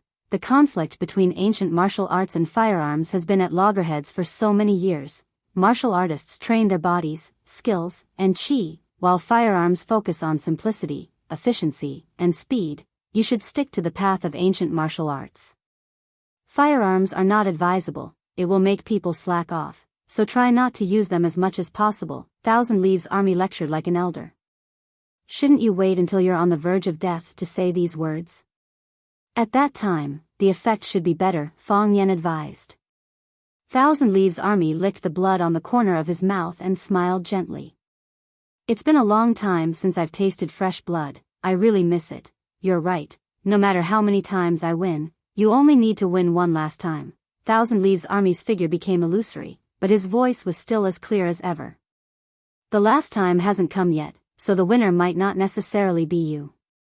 Before he finished speaking, the tree behind Fang Yan's previous position had been cut in half for no reason. Fang Yan dashed towards the huge rock, and sword marks immediately appeared on the surface of the huge rock. Large and small pieces of rock fell off, but the sword didn't make any sound when it cut the rock. It looked very strange. The sky was filled with Thousand Leaves Army's phantom, jumping up and down as he moved. The sword chi was extremely sharp. It drew a prison and trapped Fang Yan within it, preventing him from escaping. Sword array. The ultimate interpretation of swordsmanship that humans could understand. Chapter 273. They raised their glasses and drank to the moon, forming a trio. Jiang Zhulu didn't use his binoculars to watch the fight on the top of the mountain. Instead, he gave the binoculars to the bodyguard behind him and told him to keep an eye on the situation and report back to him. Jiang Zhulu, Lu Qingming, and Lan Shanggu, who arrived last, drank and chatted merrily as if they were on a vacation in the wilderness. Because Lan Shanggu joined, Jiang Zhulu and Lu Qingming couldn't talk about cooperation. The businesses of the three were related and competitive, so they weren't afraid of not having a common language. 3 of the 4 prodigies of Huaqing are here today. This is really fate. Lan Shanggu laughed and said, "How many years has it been since the 4 prodigies of Huaqing gathered together? In my memory, the 4 prodigies of Huaqing have never really gathered together, right?" Jiang Zhulu asked back. "Old Mei is so boring. He stays in his room all day and doesn't come out. Who knows what he's busy with?" Lan Shanggu complained loudly. "That's because his name is Mei." Jiang Zhulu laughed and added. The 4 prodigies of Huaqing in the eyes of bored people were Jiang Zhulu of the Jiang family, Lan Shanggu of the Lan family, Lu Shu of the Lu family, and Mei Yingxue of the Mei family. Apparently, Mei Yingxue didn't like this name and thought it was too feminine, so he changed his name to Mei. Mei was actually quite interesting. He went into business and became a business genius. He went into painting and became a painting genius. He went into antiques and became a collector king. He went into dragonflies and became the most famous dragonfly research expert in the country. Oh right, his research on snakes and bears was also very profound. He published many influential papers both at home and abroad. No one knew what he was researching now. They only knew that the last paper he published was related to body fragrance, so everyone knew that he was researching women's body fragrance. He rarely appeared in public. The only time he made a grand appearance was when he was 18 years old and the Mei family held a banquet for his coming-of-age ceremony. Because of his handsome appearance, he immediately captured the hearts of countless young ladies. Therefore, Mei Yingxue, who only appeared once, instantly became one of the 4 prodigies of Huaqing, and the most mysterious existence. Thinking about it made people feel a bit unsatisfied. Lu Qingming's expression was calm, but his mood was unusually excited. Lan Shanggu said that 3 of the 4 prodigies of Huaqing had arrived today. Did that mean that he had already become one of the 4 prodigies of Huaqing? Would he truly be accepted by these top-notch young masters of Flower City? He knew that as long as he didn't make any mistakes, he would definitely be able to replace the willow tree. However, the 4 prodigies of Huaqing not only had to have deep connections, they also had to have the ability, the means, the intelligence, and the looks. There was no need to mention Mei Yingxue, that sissy was ridiculously beautiful. Jiang Zhulu was refined and scholarly, Lu Shu was free and unrestrained, Lan Shanggu was valiant and ferocious. They were all the best men in the world. Now, would he be able to keep pace with them?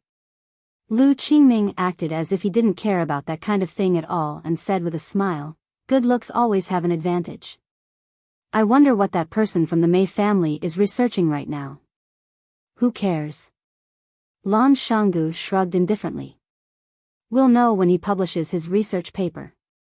Jiang Zhulu laughed and said, "He is a wonderful person. Lu Qingming pointed to the top of the mountain and said, "Is that person up there not a wonderful person?" "He is." Lan Shanggu said, "He is one of the most wonderful people I've ever seen." Jiang Zhulu looked at Lan Shanggu thoughtfully and said, "Does your Lan family really want to ride on his coattails that much? Besides, your coattails aren't that thick right now. My two brothers, let's not beat around the bush in front of honest people. Our Lan family indeed values this project very much. If we can obtain the right to sell the product of the Rubik's Cube technology, with our network channels, it won't be a problem for us to live a few years in peace. So, my two brothers, please support us." Jiang Zhulu laughed and said, "Support? Of course support. The problem is, what if the Rubik's Cube technology is in our hands? If the Jiang family has the Rubik's Cube, I'll talk to the Jiang family. If the Lu family has the Rubik's Cube, I'll talk to the Lu family. Whoever has the Rubik's Cube, I'll talk to them. I know there are some people who don't like Fang Yan, but our Lan family only cares about the matter and not the person. We just want to earn some money quietly." Since Lan Shanggu had already stated his family's position, Jiang Zhulu and Lu Qingming naturally wouldn't pursue this issue. They didn't have the right to prohibit the Lan family from doing business with Chaoyan technology. As long as their butts didn't lean towards them, it was fine. The matter of Lan Shanggu entertaining Fang Yan at the Blue Sky Club had already attracted the attention of many people. "Come, let's drink." Jiang Zhulu took the initiative to raise his glass and invite them to drink.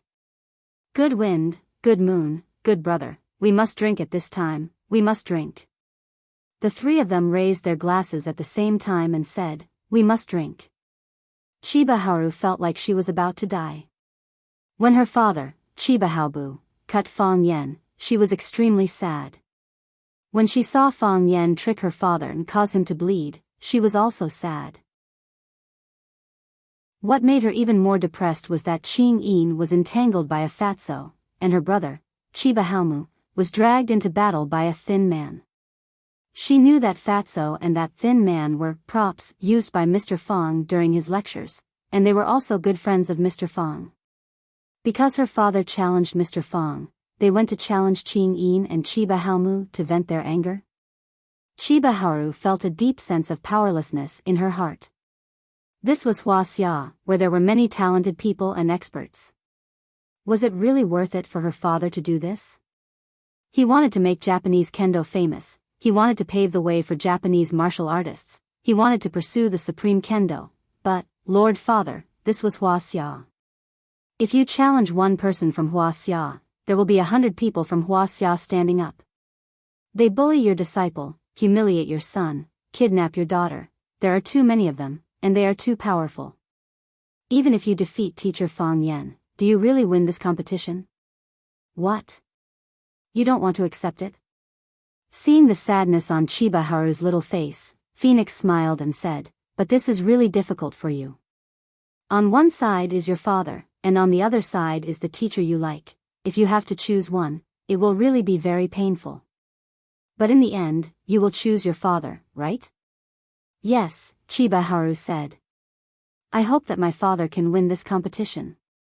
Because he has given up everything for this competition, and the only thing left is to win. But that's not why I'm not satisfied." "Then why are you not satisfied?" Phoenix asked. In the short time they spent together, she realized that this little girl was very intelligent and insightful. She was not like an ordinary high school girl. "I'm not satisfied that Huaxia is too big, I'm not satisfied that there are too many Chinese, I'm not satisfied that your land is fertile, I'm not satisfied that your resources are vast. I'm not satisfied that you have thousands of years of cultural heritage, I'm not satisfied that you have too many experts. My father can only challenge teacher Fang Yan, but his two friends went to challenge my younger brother and my father's disciple. And you, and those experts hidden in the dark, who among them dares to challenge? We humans are all God's people, why is God so biased towards you guys? Can God really see all of this?" Phoenix chuckled and said, "This is Huaxia. This is the Huaxia. We can look down on others, others can't ignore us, we can challenge others, others can't provoke us, we can bully others, others can't take revenge on us. Not satisfied? Not satisfied? Come and hit me if you can. Chiba Haru felt that there was nothing more to say to this crazy woman. Phoenix patted Chiba Haru's head and said, actually, you can also become a Huaxia person. For example, you can marry a Huaxia man. No, I'm Japanese, Chiba Haru said with a determined expression.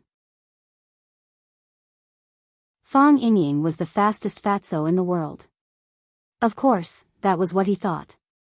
However, Fang Yingying was indeed good at speed. His body size was inversely proportional to his fat body size. When he and Qing Yin unleashed their speed at the same time, it could be said that they were the brightest. The two of them fought with speed. One was a round meatball, but his attacks were extremely heavy. The other was like a black shadow, retracting his hand as soon as it reached out, almost never clashing directly with Fang Yingying. Fang Yingying's consecutive frontal attacks were all dodged by Qing Yin. He was extremely angry, clenching his teeth as he charged towards Qing Yin. This bastard, if you're so good, let me give you a few solid punches. What kind of hero are you running around all the time?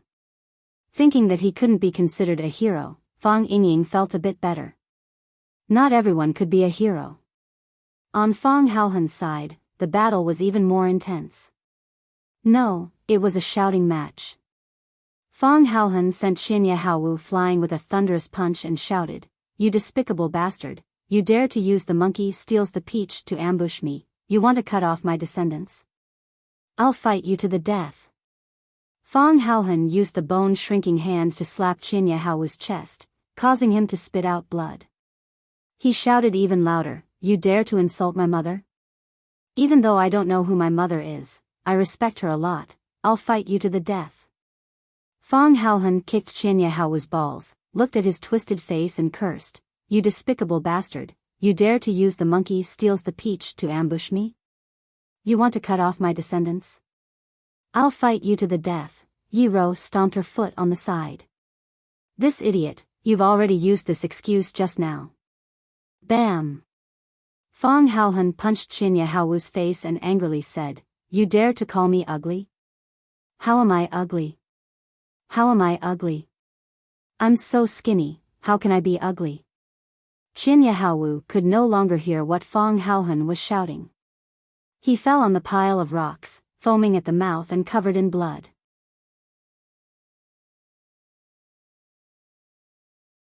Chapter 274.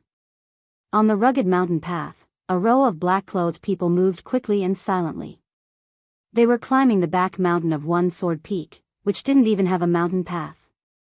It was a completely deserted area. Thorns, poisonous insects, steep slopes, and rocks that could fall at any time. It was a hair-raising walk. This group of black-clothed people were dressed uniformly and strangely. They wore black hats that looked like swimming caps, and they wore tight-fitting black fiber uniforms. Each of them carried a barrel-shaped bag. With one person in the lead, everyone followed. The black-clothed person in the lead looked up and waved his hand. The group of black-clothed people behind him immediately spread out and entered the dark mountain. They came without a shadow and left without a trace. Apart from a few lonely birds that were occasionally startled, no one knew the secret of their arrival. Chiba Bing's body soared into the air, slashing left and right with his sword. There was no sound, no shadow, only the sword energy could be seen. The trees behind Fang Yan, the rocks that he dodged, the flowers and grass on the trees were all cut into pieces by the sword energy. Fang Yan took a step forward and slashed at his chest. Fang Yan quickly retreated, and another sword slashed at his back. Fang Yan spun on the spot and slashed at the top of his head. Because of the formation, there was nowhere to hide. Fang Yan's space to move became smaller and smaller. This was also Chiba Bing's deliberate intention. When he was only 3 feet away, he would enter a dead end. No one in the world could save him. Fang Yan had already used Drunken Crane riding the wind to the extreme. His body was like a small boat on the ocean. He ran here and there in a sorry state. I can't do this anymore, Fang Yan thought.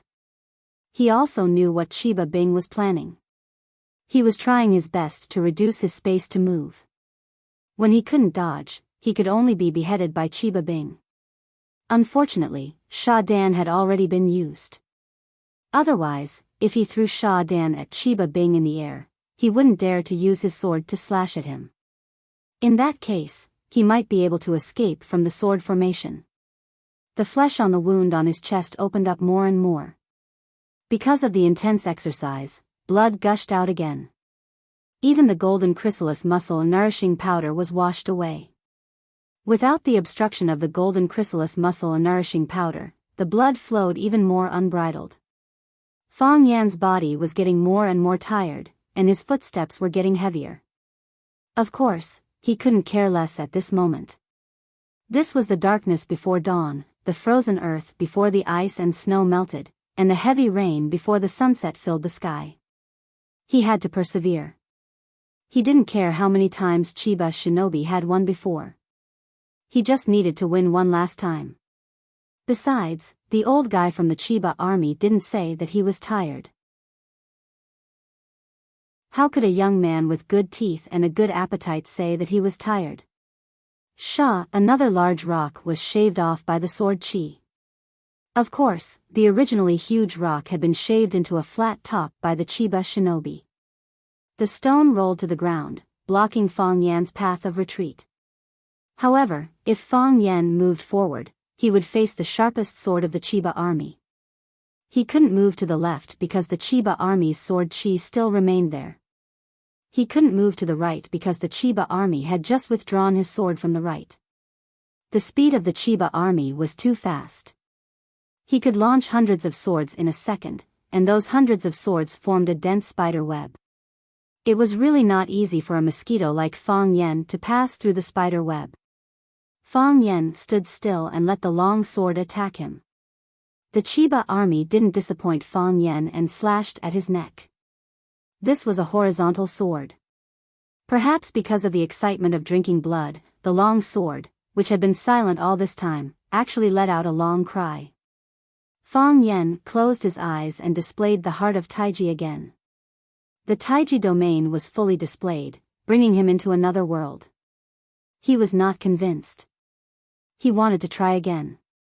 He wanted to try again to see if the Chiba army's sword was faster or if his hands were faster in the Taiji domain. He could only try again because in his skill box, only the heart of Taiji had a chance to match the unique skill of the Chiba army's sword array. The heart of Taiji was a domain, and so was the sword array. Now, Fang Yan was going to use his own domain to fight against the Chiba army's domain. This was one of his few options. Puff! The clothes on Fang Yan's body, which had long been cut into pieces by the sword Chi, burst open, and he blocked the front of the Chiba army. At this time, Fang Yan's upper body was completely naked. Of course, this move was very difficult, so it was recommended not to easily imitate it. Some people could only shake the clothes on the upper half of their bodies, while others couldn't control it well and shook the lower half of their bodies. The wind blew on their buttocks, and their balls were exposed. That would be too embarrassing. The Chiba army didn't even look at it. He even imitated Fang Yan and closed his eyes. Two pretentious fellows, someone cursed in the darkness. But this time, no one responded. Whether it was Yi-Wen, Phoenix Chiba, and the others on the surface or the unknown person hiding in the darkness, everyone was waiting. They were waiting for the most intense battle to arrive, waiting for the peak collision between the successor of Taiji and the Japanese sword god. The Chiba army's body finally appeared in the darkness. His expression was serious, but his hand that was wielding the sword was calm. He had long reached the state of being one with the sword. These swords were his hands, his feet, and a part of his body. No matter how long he used them, or how intense the movements he did, he still had absolute control over them. In Fang Yan's Taiji domain, the Chiba army's face and sword were clear.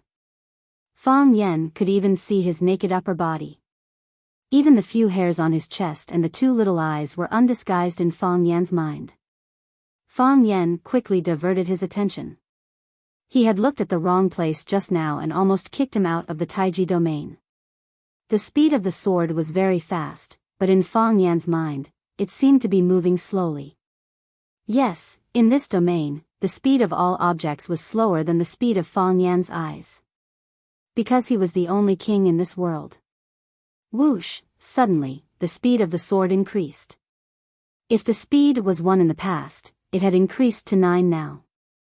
It was getting faster and faster, so fast that Fang Yan's eyes couldn't keep up with the speed.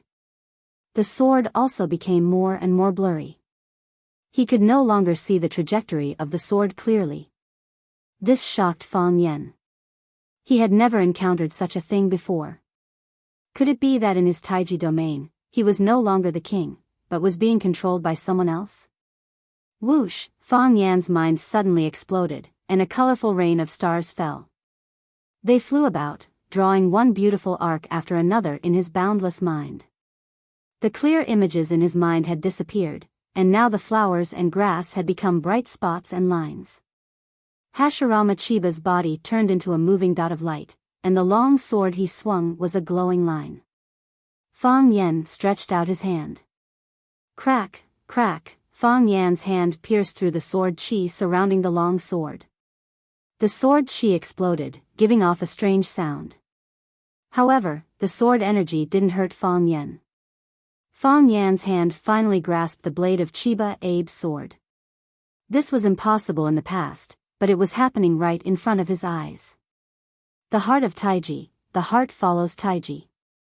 Sometimes, it's not you who thinks about how to fight, but the heart of Taiji will lead you to fight. This was what the old drunkard said to Fang Yan. The old drunkard was a martial arts genius. Until now, no one dared to refute this. What he said was naturally very reasonable. Taiji was the protagonist, and people were the carrier of Taiji. This was the state that Fang Yan could experience. However, he didn't know what kind of state it was.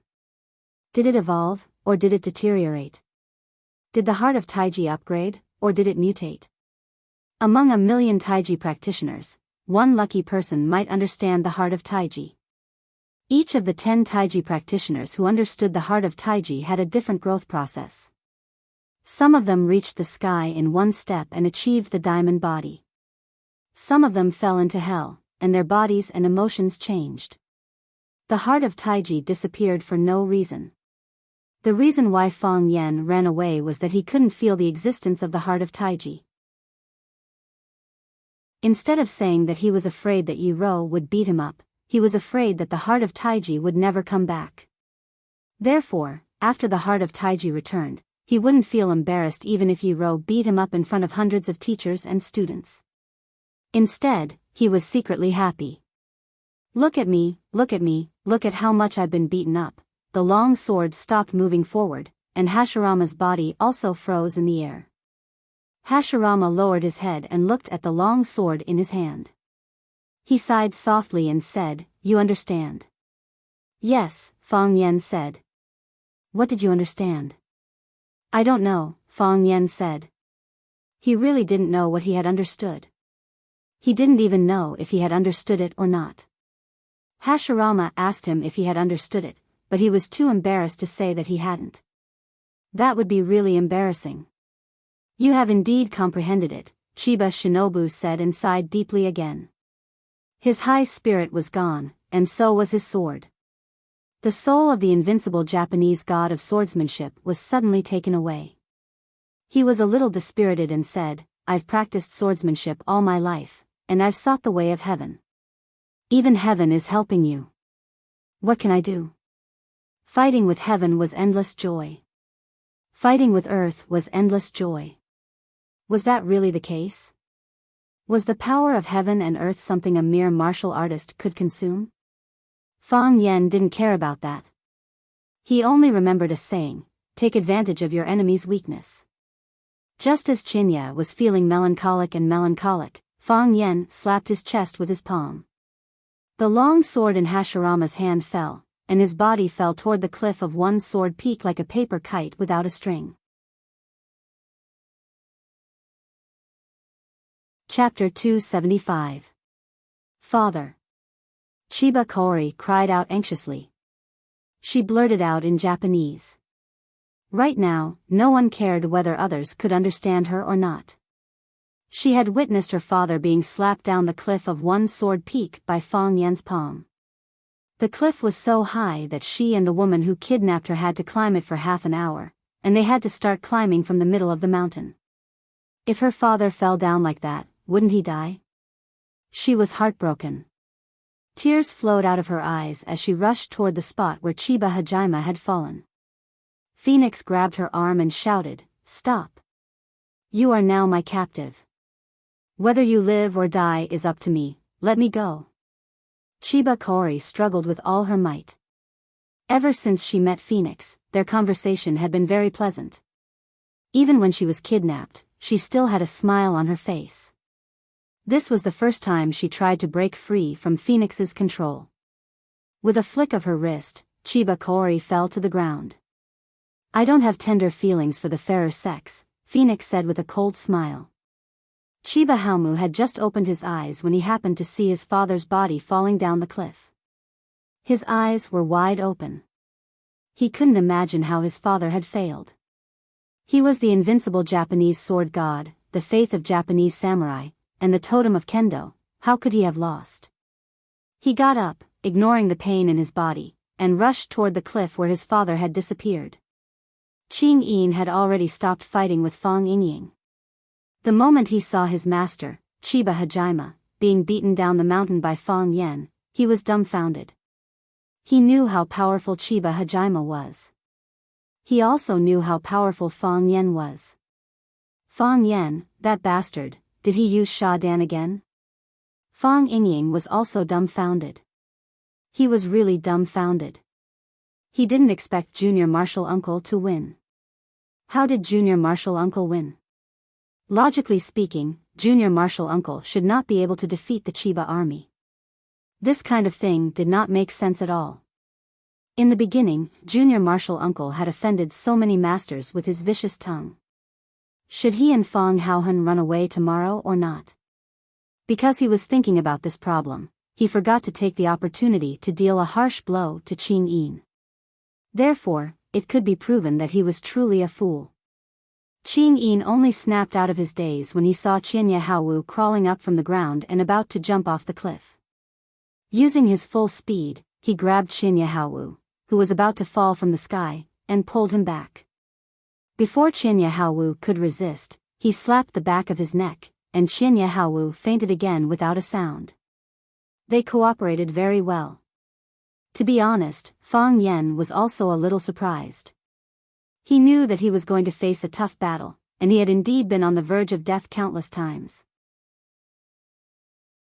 However, the sudden appearance of this state and the mutated Taiji heart made him completely unable to control it. In other words, he didn't even know if such a state would appear again in the future. Of course, even though he was confused, he still had to grasp the key point at the crucial moment. He knew what he should do and what he shouldn't do. What he should do was not to stand there in a daze, but to jump off the cliff with Qianye Haowu. Fang Yen also jumped off. Phoenix said to Qianye Haowu, who was still trying to crawl up from the ground, "Don't worry, your Mr. Fang jumped down to save your father." Qianye Haowu looked over in surprise, and indeed, she saw her Mr. Fang jumping off the cliff. However, she didn't notice that when Phoenix said that, there was a trace of pity in her eyes. Not much, just a trace. Qianye Haowu's falling speed was not fast, and he was still thinking about using his body's strength to control the inertia of the falling object. In this aspect, he did very well. He moved his feet and released his energy, using it to increase his buoyancy. If he wore the wide-sleeved robe that had not been blown up, he would look like those immortals who flew in the wind in the valley. This action was really cool. Fang Yen fell very fast, because he needed to be fast. Qianye Haowu was sent flying by Fang Yen's palm, which was a passive acceptance. As long as it was something that was passively accepted, everyone would be reluctant to do it. Qianye Haowu didn't want to fall to the bottom of the valley, so he wanted to use his personal cultivation strength and the saplings and vines on the cliff to jump back to the top of the mountain. As long as he was given a small leverage point, he could soar to the sky again. He stood in front of Fang Yan again. He still wanted to fight, and he didn't want to admit defeat. Fang Yan thought the same. He also wanted to fight, and he didn't think that Qianye Haowu had lost. As long as he was alive, he wouldn't lose. It wasn't easy for him to defeat him. If he didn't take the opportunity to kill him, what if he challenged him again after he recovered? What if he shamelessly challenged Fang Yingying and Fang Haohan? What if he challenged Yi Gentle, that wild woman? Fight. Keep fighting. I won't stop until I kill him. The matter was in free fall, and Fang Yan himself used the 1,000 caddies fall in this movement. Fang Yan's body fell at a high speed, like a big cannonball shot by someone from the top of the mountain. He landed on the top of Qianye Haowu's head and kicked at the top of his skull. If this kick landed, Qianye Haowu's head would be stomped into his stomach. Qianye Haowu waved his arm, and his body moved inward by 10 feet. It was only because of this subtle balance that Fang Yan's heavy body fell below him. Qianye Haowu laughed wildly and shouted, "You came at the right time. I was worried that there was no one to accompany me on the long mountain road. It's too lonely to be alone." As he spoke, he had already kicked 32 times at Fang Yan's head, face, and spine. He exerted his strength very well.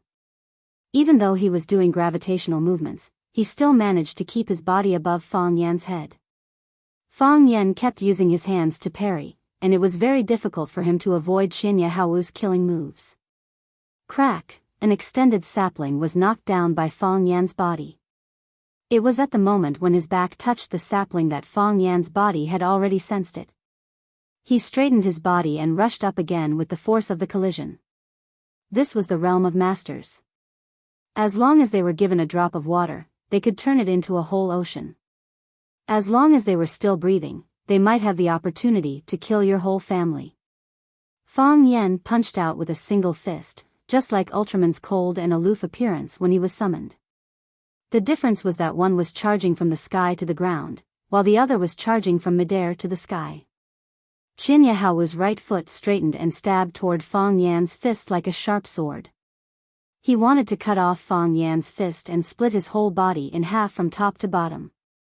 Don't be fooled by the fact that he was only using one leg. That leg was his invincible sword. Boom! Fang Yan threw out a punch and forcefully hit the tip of the foot that Fang Yan had stretched out. Qianye Haowu's foot shrank, and the shoe on his foot suddenly disappeared. Before he could fully display his sword energy, Fang Yan had already hit him with all his strength. Qianye Haowu's body also rose, but he was hit by Fang Yan. He stretched out his hand, and a handful of leaves fell into his palm. With a flick of his finger, a leaf silently pierced toward the center of Fang Yan's eyebrows. Flying flowers and leaves could hurt people. This was the strength of Qianye Haowu. It was the same principle as when Fang Yan penetrated the paper with his internal force and disfigured the willow tree. Fang Yan punched out and sent the leaf flying. Qianye Haowu flicked out 2 more leaves in a row. After they were sent flying by Fang Yan, the leaves suddenly rained down on Fang Yan. In the hands of Qianye Haowu, each leaf was a small sword. He used these countless small swords to form a sword formation and covered the top of Fang Yan's head.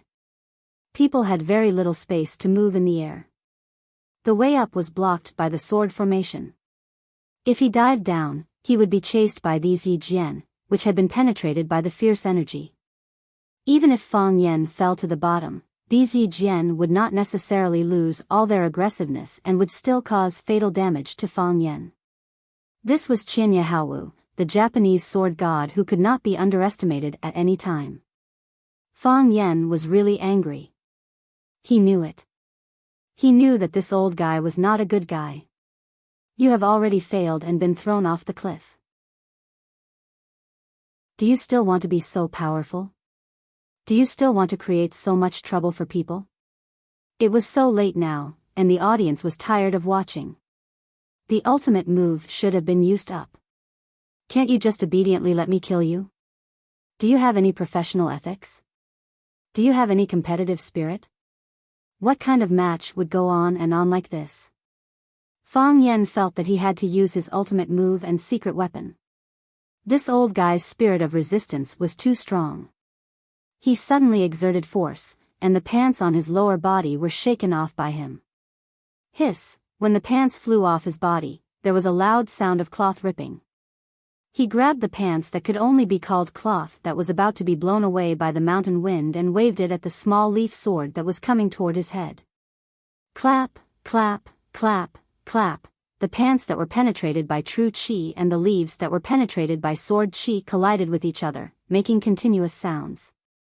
If you were lucky enough to see this scene from a distance, you would be surprised to see a naked guy grabbing something and attacking another guy with his upper body bare. The naked guy ran fast, and the naked guy chased even faster. Their fight looked very fierce and ambiguous. If they were not in love, they would never do such a thing. When Fang Yen pulled up his pants and slapped all the Yi Jian away, he also felt a little sad. Damn it, I didn't shake it well just now, and my underwear was also shaken off. Chapter 276. Everything on TV was a lie.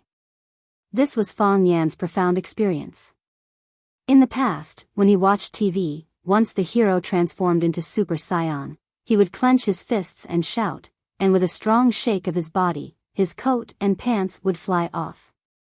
Only a pair of sexy and delicate boxer briefs were left on his body. In fact, that was not the case at all.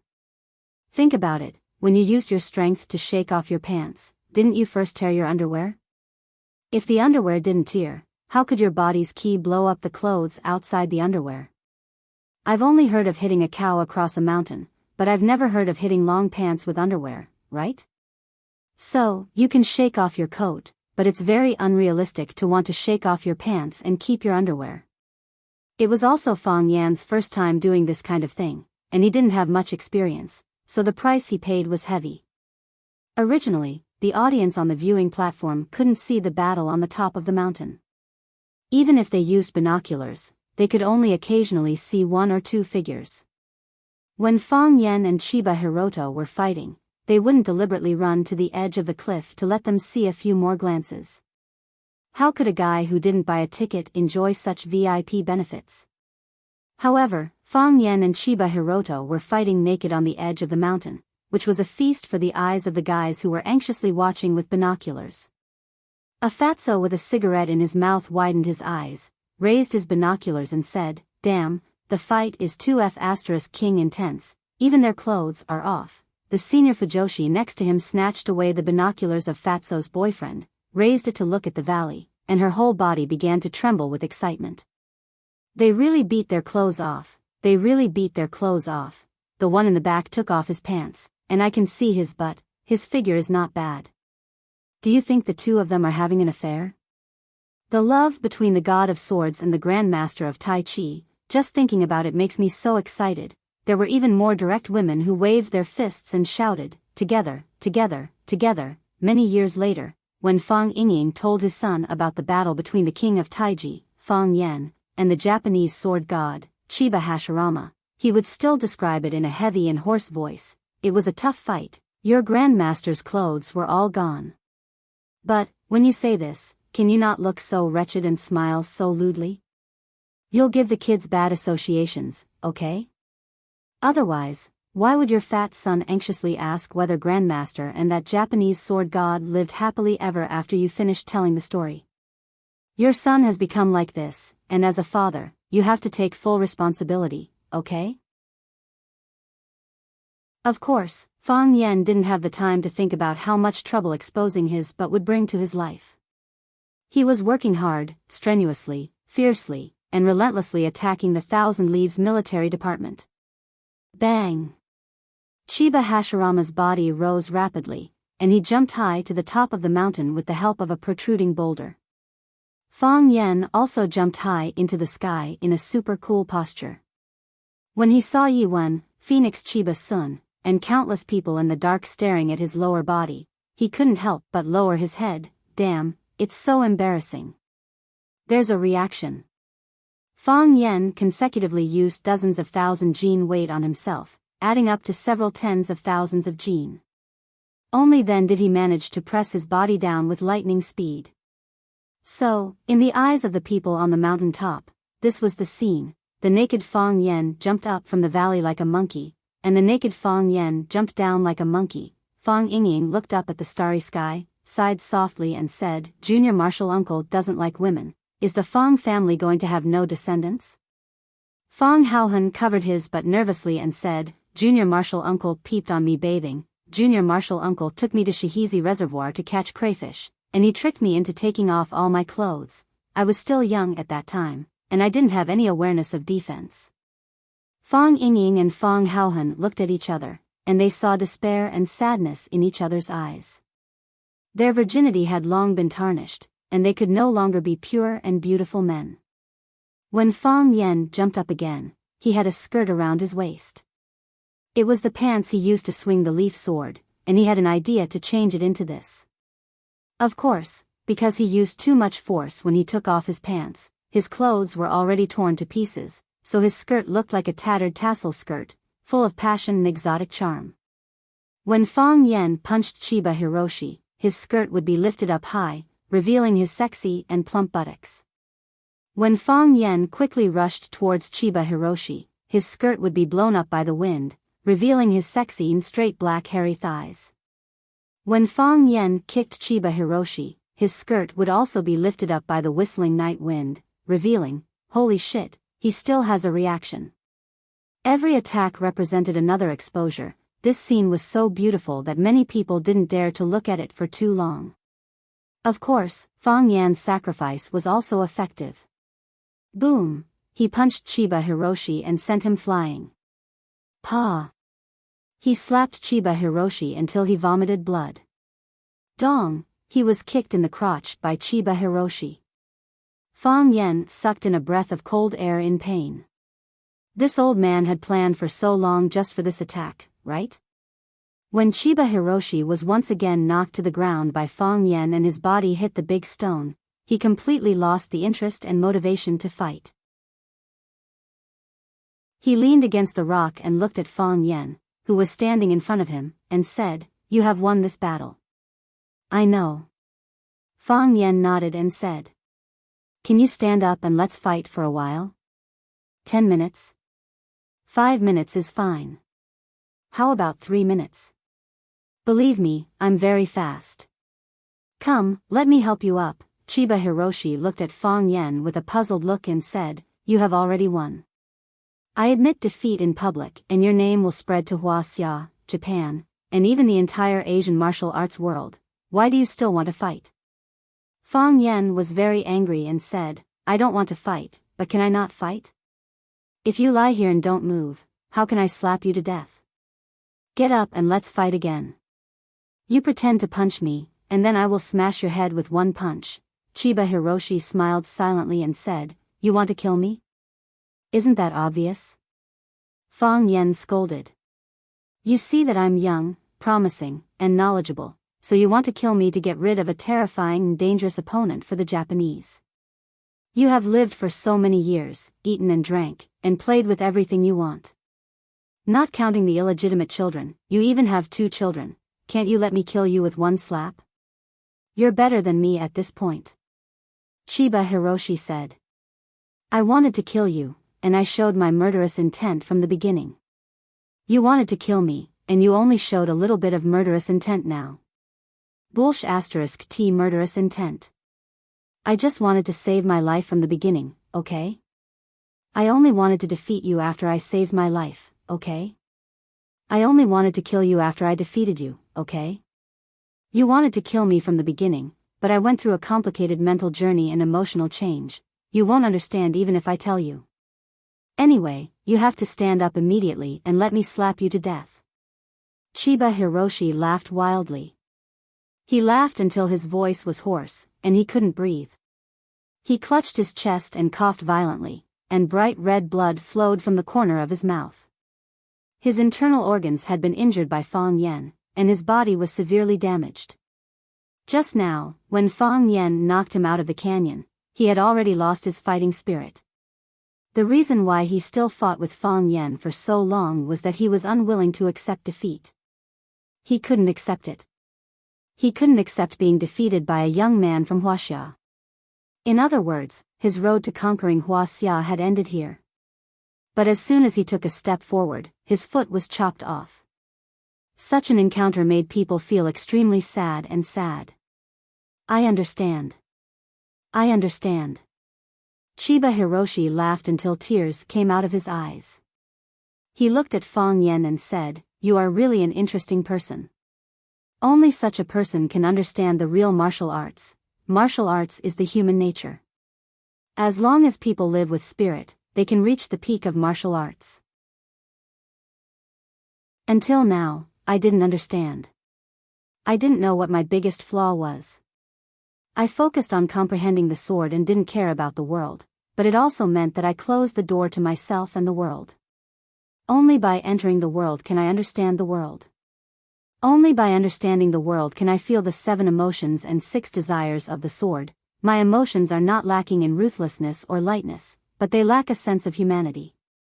I didn't lose unjustly, I didn't lose unjustly." The old guy lay there and talked for a long time. Fang Yen was not willing to listen to him anymore. He stood in front of Chiba Hiroshi with his hands on his waist and bare upper body and thighs. He said impatiently, "Are you going to get up or not? Don't think that I can't kill you because you are like this. I am a cruel and merciless guy. If you don't believe me, you can ask around.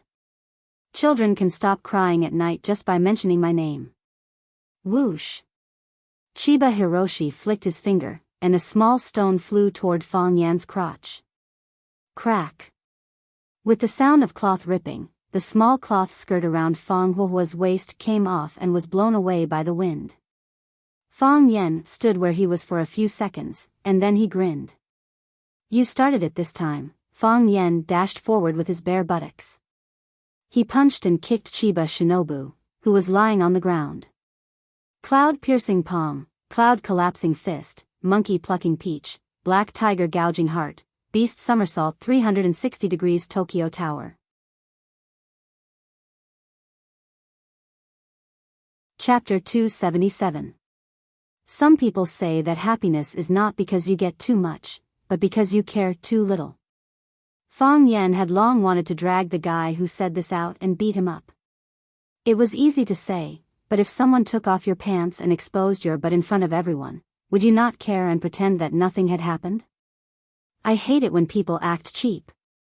Fang Yen felt someone patting his butt. Oh, it was the wind. Fang Yen felt someone pulling his arm. He turned around abruptly and saw Chiba Kaori standing timidly behind him. She was helpless and pitiful. She said, "Mr. Fang, please, don't beat my father anymore, okay?" Fang Yen felt a headache coming on. When men were fighting, women should not be watching at the scene, should they? He kicked Chiba Kaori and said, "Your father wanted to kill me, so it's natural for me to kill him now. Am I right?" "Yes." Chiba Kaori nodded. "But he has already lost. He has already admitted defeat to you. Mr. Fang, my father is a proud man like you. He would rather die than admit defeat. However, he admitted defeat to you. Can you let him go? Don't humiliate him like this anymore. Although he was defeated by you, please give him a little bit of a martial artist's dignity. All martial artists should be respected by others. Isn't that the case? You said in class that anyone who becomes the most powerful person in his own field and makes a special contribution should be respected by others, even if that person is a thief." Fang Yen could not help but nod and said, "You're right. I am indeed an iron-blooded man who would rather die than admit defeat. Otherwise, I wouldn't have accepted your father's challenge. I can see that your father is like me. No, he seems to have more backbone than me." Chiba Kaori was overjoyed and said, "Mr. Fang, you agree to let my father go?" "I'm going to kill him and let him have what he wants," Fang Yen said firmly. "I know what people like us really need." As he spoke, he slashed his saber at Chiba's neck. Thump. Chiba Sun threw herself onto her father and used her frail body to shield Fang Yen. She cried, "Mr. Fang, I beg you, let him go. He's just a pitiful old man who failed." He can't go back. He'll only be criticized and mocked by countless people when he returns. He has nothing left. He can't die because he's the husband of a woman and the father of 2 children. Mr. Fong, I know you're a kind-hearted man. You've never taken the initiative to hurt anyone. You've always been passively accepting challenges from others. You're refined, knowledgeable, and have a strong patriotism. In fact, you and my father are the same kind of person. Chiba Sun turned to look at Fong Yen and begged, Mr. Fong, please have pity on this old man. Have pity on his daughter. Let him go, please. Chiba Hyunbu's face was swollen and he was covered in blood. He didn't look like the god of swords anymore. However, he still maintained a calm and peaceful attitude. He reached out to stroke his daughter's hair and said with a smile, Chiba Sun, thank you for everything you've done for me. This is the first time you've seen me fight with someone, and I've lost. As your father, I feel so ashamed. No, father, you're not ashamed. Not at all, Chiba Sun said as she hugged Chiba Hyunbu. In my heart, you're not only the Japanese god of swords, but also my idol. As a father, I know you're the best father in the world. You've never criticized me or forced me to do anything. You've given me all your gentleness and love. It's the happiest thing in my life to be your daughter. Silly child, it's because you're my daughter, Chiba Hyunbu said with a smile. He twitched the corner of his mouth, and a large pool of blood flowed out. Fong Yen watched the scene quietly. He really couldn't bring himself to do it. Just as Chiba Sun said, to the former Japanese god of swords, Chiba Hyunbu, begging for mercy was more difficult than dying in battle. He gave up on the competition and lay there, allowing people to beat and scold him. In fact, he was already prepared to die. Otherwise, he wouldn't have thrown that pebble at Fong Yan's fringed underwear. It was reasonable for Fong Yan to beat him to death for such a provocation. Even the old guys who were watching from the sidelines wouldn't say anything because it was natural for martial artists to fight back when they were attacked. However, Chiba Sun begged for mercy on his father's behalf, which made him feel worse than slapping Chiba Hyunbu dozens of times in public. It was a great humiliation for the Japanese god of swords to rely on his daughter to save his life. However, even so, he didn't reprimand Chiba Sun or thank her for what she did. He only regretted that he couldn't win the competition in front of his daughter. He was the sword god of success, and he was also success's father. Seeing that Fong Yen wasn't willing to agree, Chiba Hyunbu knelt in front of Fong Yen and hugged his calf. Mr. Fong, please let him go this time, okay? I'll agree to any condition you want. I know you're angry, and I know you're angry. Please take it out on me. I'm his daughter, and I'm willing to take all the revenge for him. Fong Yen looked at Chiba Sun and asked, if I was defeated by your father, would you plead for me? Yes, Chiba Sun answered without hesitation. I was kidnapped by a sister on my way here. She said that if you're in danger, I won't be able to keep my life. I'm happy to hear that, and I'm happy to be kidnapped by her. Seeing Phoenix walking over, Fong Yen knew that she wasn't lying. He looked at Chiba Hyunbu, who was lying on the ground, and said, if I fail and plead for you, would you let me go? You know the answer, Chiba Hyunbu said. Why do you need to ask others? Yes. I know the answer, Fong Yen said. I know you won't let me go. You'll definitely swing your sword and kill me. You see, this kind of thing is really difficult. If I let you go, it won't be fair to me. If I kill you, it'll seem like I'm heartless. Why don't you kill yourself? Chiba Hyunbu laughed and said, I won't kill myself. How shameless. Fong Yen was so angry that he was about to stomp his feet. Bullsh * T Japanese god of swords. He's completely shameless. How could someone like him become a grandmaster? He couldn't imagine how he would be worshipped by countless people in the future. Slap. Fong Yan's butt was slapped by someone. Phoenix stood behind him and said, Are you an exhibitionist? How long are you going to stand here with your butt bare? Those seniors in the dark are here to watch you fight with the Japanese god of swords, not to see you show off your body. I'm not doing it for them to see, Fang Yan said embarrassedly. I'm mainly doing it for you, Fang Yingying. Fang Yingying responded and trotted to Fang Yan. Junior martial uncle, I knew you would win. Find me my clothes. Fang Yan interrupted his flattery and said. On the eve of the battle, he took off a black robe. Fang Yingying turned around and ran. He really did find the black robe that was still intact. Give me the clothes. Phoenix reached out to take it. Give me the clothes. An even colder voice came from behind. Fang Yingxiong looked at Phoenix, who was in front of him, and then at Yi Ro, who was walking over from behind. His fat face turned bitter, and he said awkwardly, both of you want it. Who should I give it to? Give it to me. Phoenix and Yi Ro shouted at the same time. Phoenix saw Yi Ro, and Yi Ro naturally saw Phoenix. The two women's eyes met, and there was a fierce electric current between them. They were old acquaintances, but they didn't have a good relationship. In terms of feelings, Fang Yan and Phoenix had a better relationship. Because every time Fang Yan was beaten like a dog by Yi Ro, he would run to Phoenix for comfort. Fang Yingying looked at Fang Yan for help, but Fang Yan pretended not to see it. He stared at Chiba and said, Brother, do me a favor and stab yourself, okay? Who doesn't encounter difficulties in the martial arts world?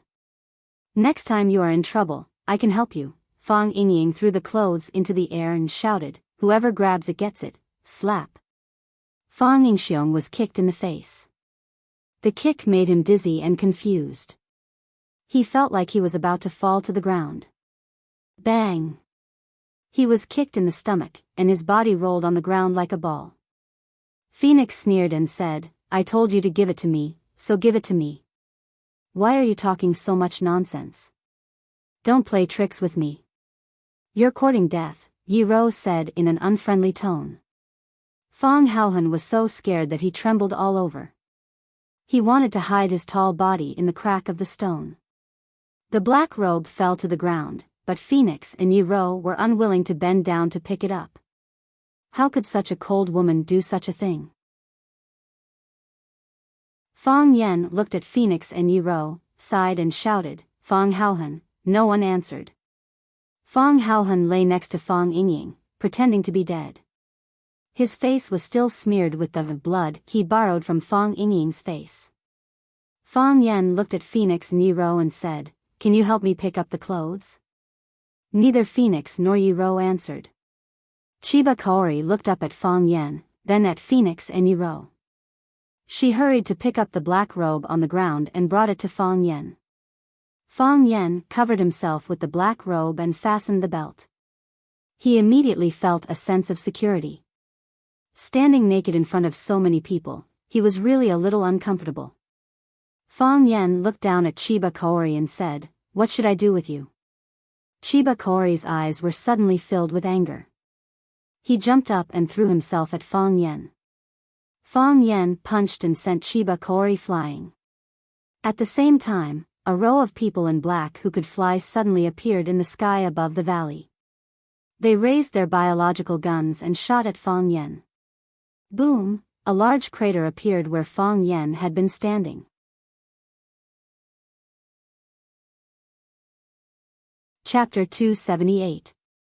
The attack was too sudden, and the enemy's weapons were too powerful. They wore flight suits and floated in the air, appearing in the sky above the Grand Canyon. They were silent, and it was impossible to guard against them. What was more frightening was their weapons, which looked like small submachine guns. A silver light bullet was shot towards Fang Yan. When the light bullet hit the hard rock, it actually smashed a huge hole in the rock. If someone were to stand there, they would probably shatter into pieces just like those stones. Not even their dregs could be found. These people came and went like ghosts. They were equipped with advanced equipment, and they used a killer move as soon as they appeared. This made Fang Yan extremely angry, because from the weapons they used and the way they did things, he could determine the enemy's identity, the military armory. Only the military armory could do something like this. Were these bastards going to fight to the death with him? I eliminated evil for the people, won glory for the country, and looks so cute. What right do you have to do this to me? Before Fang Yen could roar in anger, the second shell flew towards him. Fang Yen quickly rolled and ran forward with all his might. Because the area of effect of the bomb was too large, and after the explosion, there would be green corrosive substances splashing everywhere. If he ran a little slower, it might blow off a leg and tear off a piece of skin. Fang Yen had just experienced a fierce battle. He was exhausted and seriously injured. He really couldn't take such a heavy injury. Most importantly, these people who used Sha Dan were not stupid at all. On the contrary, they were quite smart. More than a dozen people in black lined up in the sky, each holding a black submachine gun and shooting towards the top of one sword peak. They cooperated well, and the shooting frequency was also carefully planned. If the top of one sword peak was described as a large square array, then two black-clothed men would shoot the silver bullets at the first square, and then the other two black-clothed men would shoot the silver bullets at the second square. The third and fourth groups would do the same. Each square was the maximum explosion range of the bomb. When the first group finished shooting, the second group would take over, the third group would be responsible for reloading, the fourth group would shoot without mistakes, and the fifth group would shoot accurately. Their artillery fire blocked the entire one-sword peak. Not even a mouse could escape. This was an extermination operation to make Fang Yen and everyone on one sword peak stay. Boom boom boom, the sounds of explosions rang out incessantly. After a round of artillery fire, the summit of the one sword peak was blasted into countless craters. It was like the surface of the moon photographed by a satellite. When the first shell was about to hit the ground, Fang Yen sent Chiba Hajime flying. Chiba Hajime was quickly carried away by Phoenix. This bandit was quite attentive to his hostage. It had always been the gangsters who let the hostages die for them. This was the first time he had seen a gangster risk his life to save a hostage. The two of them had run into the shadows, but it wasn't safe there either. Yi Gentle picked up the stone and threw it at the black figure in the sky. If it was someone else, it wouldn't be a big deal if they smashed it. Trying to use a small stone to shoot down an expert with an aircraft in the air was undoubtedly a dream. However, if the person who threw the stone was Yi Ro, the situation would be different. Yi Ro attacked with hatred. Her strength was astonishing. In her hands, a stone thrown out was no different from a shell shot by the men in black with a submachine gun. It was just that there were no explosions or special effects. Because she was too fast and the stone was flying too fast, no one could hear the sound of the stone flying until it reached the target. Bang! The stone hit the black-clothed man's body. The man screamed and died tragically.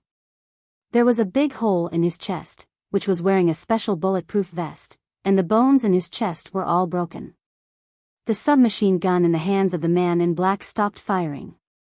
His body was carried by the aircraft and drifted in the sky like a ghost without a master. Everyone, disperse and be careful. Seeing that one of his team members was killed by a stone, the captain of the flight team warned in a low voice and gave the order. The black-clothed men immediately broke up their formation and headed towards the summit of one sword peak in pairs. With another round of artillery fire, they would be able to blast the entire one sword peak into a wasteland. After Yi Ro threw the first stone, she didn't wait for its final result. When the man in black screamed before he died, she had already picked up two more stones and threw them at the other two men in black in the air. Burst fire. Bang! Only one sound was made, but two people were hit at the same time. One's head was smashed by the stone, and blood splattered everywhere. The other one was even more unlucky. His armory was hit by the stone. Boom, the body of the man in black exploded in the air. Countless pieces of flesh and blood flew in the air. The captain of the flight team quickly dodged, but his back was still hit by something. His back was the flight bag of the aircraft, so it helped him block some of the attacks. However, this still made the captain furious. He shouted, "Kill them all, kill them all. As he spoke, he held the submachine gun and fired at Yi Ro's position. He saw how powerful Yi Ro was and knew that she was the culprit who caused them to lose 3 of their fighters. In the blink of an eye, they lost 3 trained pilots. This made him feel like his heart was bleeding. He only had these few good seeds, so he couldn't give them up so easily. Otherwise, his position as the captain would be over, and he would be dead when he returned. Hearing the captain's angry roar, the other team members desperately rushed to the top of the mountain. Idiot. Every time a team member died, a red star would be destroyed on their silver shield. This was just the beginning, and they had already destroyed 3 red stars. This meant that 3 of their team members had left the team forever. They were both angry and afraid. No one wanted to be the next unlucky person. If they didn't want to be killed, they could only kill. If they ruthlessly killed the other party and completed the mission as quickly as before, they would be safe. Rumble, rumble, gunfire rained down, and the rumbling sound was endless. On the viewing platform, the audience who didn't know what was going on looked at the top of the mountain in confusion and said, "What's going on? Why do I hear thunder?" It's not thunder, it's Tai Chi Master Fong Yen and the Japanese sword god sparring. They are using their ultimate moves at the same time. One is using the Tai Chi turtle wave technique, the other is using the Japanese ninja technique. There's someone in the sky, look, there's someone in the sky, Lao Jun Pavilion. Jiang Zhulu raised his binoculars and looked, and his expression became ferocious. He looked at Lu Qingming and Lan Shanggu who were sitting in front of him and said, "Brothers, looks like we have to leave first." "What's going on?" Lan Shanggu took Jiang Zhulio's binoculars and looked, then said, "Someone wants to kill us all? Don't tell me they want to put shit on us 3 brothers? What a good move."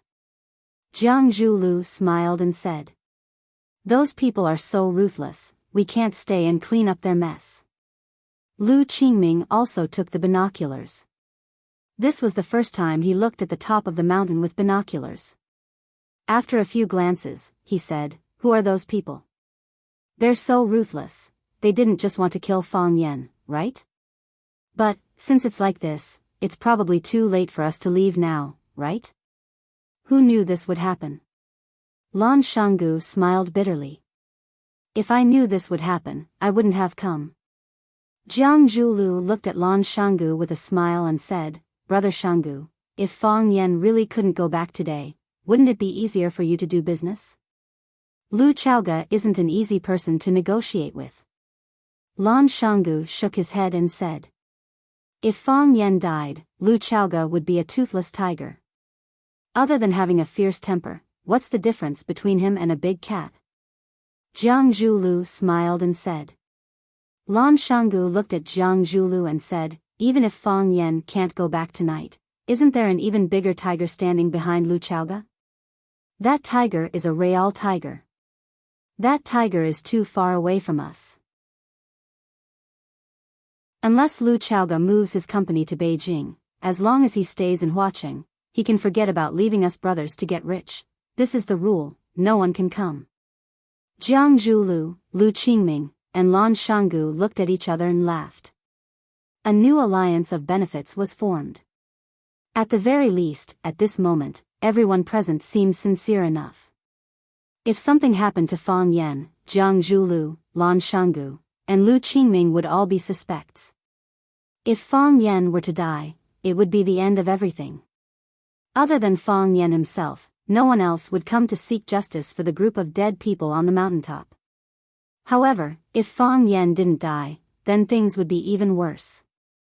Who would Fong Yen suspect? They wanted to leave, but they couldn't. If they left in a hurry, wouldn't it make people suspect that they had a guilty conscience? Smart people like to complicate things, so what they had to do was to simplify things as much as possible. Jiang Zhulu clicked his tongue and said with some pity, "This fireworks show is even more exciting than the battle just now.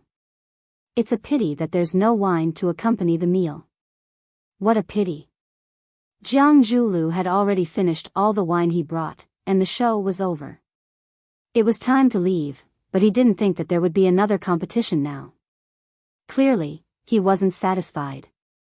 Lu Qingming thoughtfully looked at the sky above his head and said, 9 out of 10 things don't go as one wishes. Who can be perfect? I always feel that we have enough. If we are too greedy, we will be punished by heaven. Look, isn't there a perfect example above us?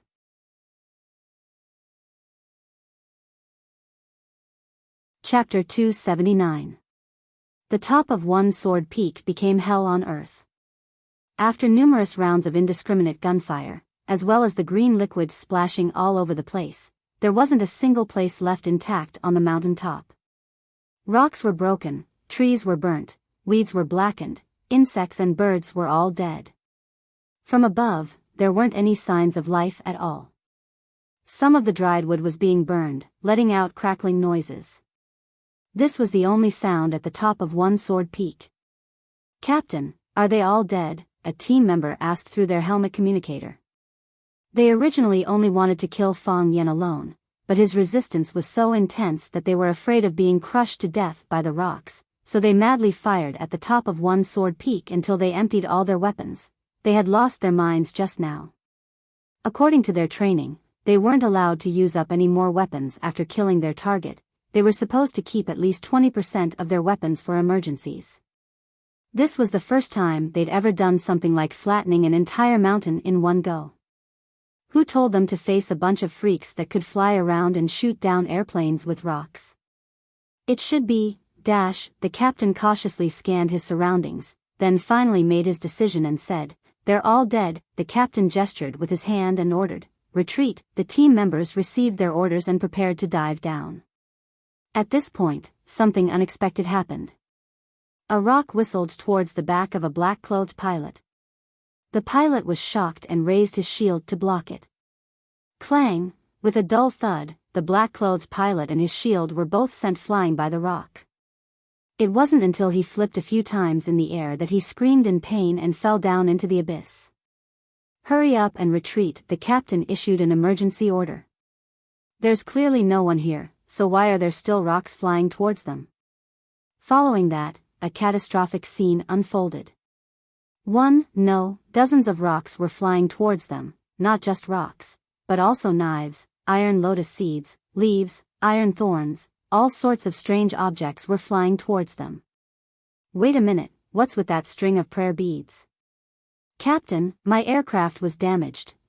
Retreat, there's a lot of them. I need to replenish my weapons. The team members screamed out in pain. There were constantly members who were shot down or killed by the flying objects. They had no weapons to fight back. They wanted to escape, but the stones and hidden weapons followed them. The captain opened his mouth and was about to issue a new order when he suddenly found a rope around his neck. Panicking, he piloted the aircraft and prepared to escape. As soon as the aircraft flew over the canyon, a woman in black jumped up with a whoosh. She stepped on her shoulders like a heroine who was riding a flying beast to fight with humans. Yi Wen's short hair danced in the wind. She tied the whip around the captain's neck, and with a slight lift of the whip, the captain had to change direction according to her wishes. The captain felt extremely humiliated, but the rope was so tight that he couldn't breathe, let alone make a forceful counterattack. He took off his leather gloves and quietly reached into his pocket. There was still the last silver bullet. The reason why he kept it was to use it to perish together with the enemy. Now, it really came in handy. His arm went numb, and the silver bullet was in the hands of that hateful woman. Yi Wen squatted on the aircraft behind the captain, holding the silver bullet, and asked, "As long as you press this red button, the bomb will explode. Is that right?" The captain's eyes were filled with fear, but he was unwilling to answer Yi Wen. Yi Wen took off the captain's helmet and said, "Let's do an experiment." She pressed the red button and stuffed the silver bullet into the captain's mouth. The rope around his neck disappeared, and the captain felt a lot more relaxed. Even his breathing became normal. He suddenly felt a little hot in his mouth, as if his mouth was getting bigger and bigger. Isn't that my chin?" Boom! The silver bullet exploded in the captain's mouth. The exploded body and the aircraft he was carrying turned into pieces. The entire flying team was annihilated. Some people weren't weak, but they were unlucky. They allowed Fang Yen to fight to the death with the Japanese sword god, Chiba Toyotomi. If Chiba Toyotomi killed Fang Yen, they would retreat quietly as if they had never appeared. If Chiba was injured by Fang Yen or both sides were injured, they would kill and annihilate them when they were at their weakest and most fatigued. What other heaven-defying things could these two patients do? With the help of the most advanced aircraft, they were equipped with the most lethal firearms. With a round of artillery bombardment, even a Zenith Heaven Golden Immortal would be smashed into pieces by them. However, they didn't expect that because of the duel between Fang Yen and Chiba, some Lingnan masters and hermits who cultivated nearby all came to watch. There were so many masters on Solitary Sword Peak that it was enough to hold a martial arts circle convention. They used submachine guns to kill Fang Yen, which was equivalent to killing all those masters at the same time. These masters were more arrogant and unruly than the other. How could they be willing to be bullied for no reason? It was only natural for them to fight back when they got the chance. Therefore, the people in the arsenal and the people behind them didn't expect that they would offend such a group of lunatics and get such a miserable result. God will take care of those who are despicable, Fang Yen thought happily in his heart. If they weren't so despicable, they could still be good friends. At this time, all kinds of strange people crawled out from all kinds of unexpected places. There was a bald monk, a Taoist priest in a layman's robe, a one-eared fatso, a handsome middle-aged man in a black robe, and a charming girl. Yi Gentle was fine, and so were Phoenix and Chiba Sun. Fang Yingying and Fang Haohan also crawled out from the corner, but they looked too disheveled. Of course, there were so many masters present that all looked disheveled. Fang Yingying and Fang Haohan trotted over and asked with concern, "Junior Martial Uncle, are you okay?" "I'm fine," Fang Yen said with a smile. "I didn't even have time to make a move before those guys were all killed," Fang Haohan said with a smile. "Hee, they brought this upon themselves. Good people like us will naturally be blessed by God and live a peaceful life," Fang Yingying said with a proud smile. Chiba Sun looked around for her father. Phoenix walked over and said, "These people had a good idea. Unfortunately, their luck wasn't that good. It's fine if they wanted to kill me, but they even bullied my idol seniors. This is too much," Fang Yen shouted with a face full of anger. "Arsenal, I will not live under the same sky as you guys. If I don't take revenge, I'm not a man." Phoenix glanced at Fang Yen and said, "All right, stop pretending to be angry. You're so happy that you can't even close your mouth, right? Didn't you shout out the name of the arsenal to let those old guys who were bullied hold a grudge against them? Now you've achieved your goal, haven't you?" Fang Yen secretly glanced around and whispered to Phoenix, "Don't tell anyone. That arsenal is too powerful, I can't deal with it alone. I have no reason not to do it if I can make a few enemies for them. Besides, they really want to kill everyone on the top of this mountain. I'm not lying. I won't say that. As for whether others will say it or not, I don't know. They have a strong sense of justice." Phoenix glanced at Yi Ro, who was standing at the side, and sneered. "I don't talk nonsense with people." Yi Ro looked at Phoenix's provocative eyes. "If I'm not satisfied with someone, I'll just beat them up. What made you so arrogant that you think you're invincible? More and more people are defeated by me. Others might be afraid of you, Yi Ro, but I'm not. You're the number one in Neijiang, aren't you just bragging? If you're not convinced, you can try.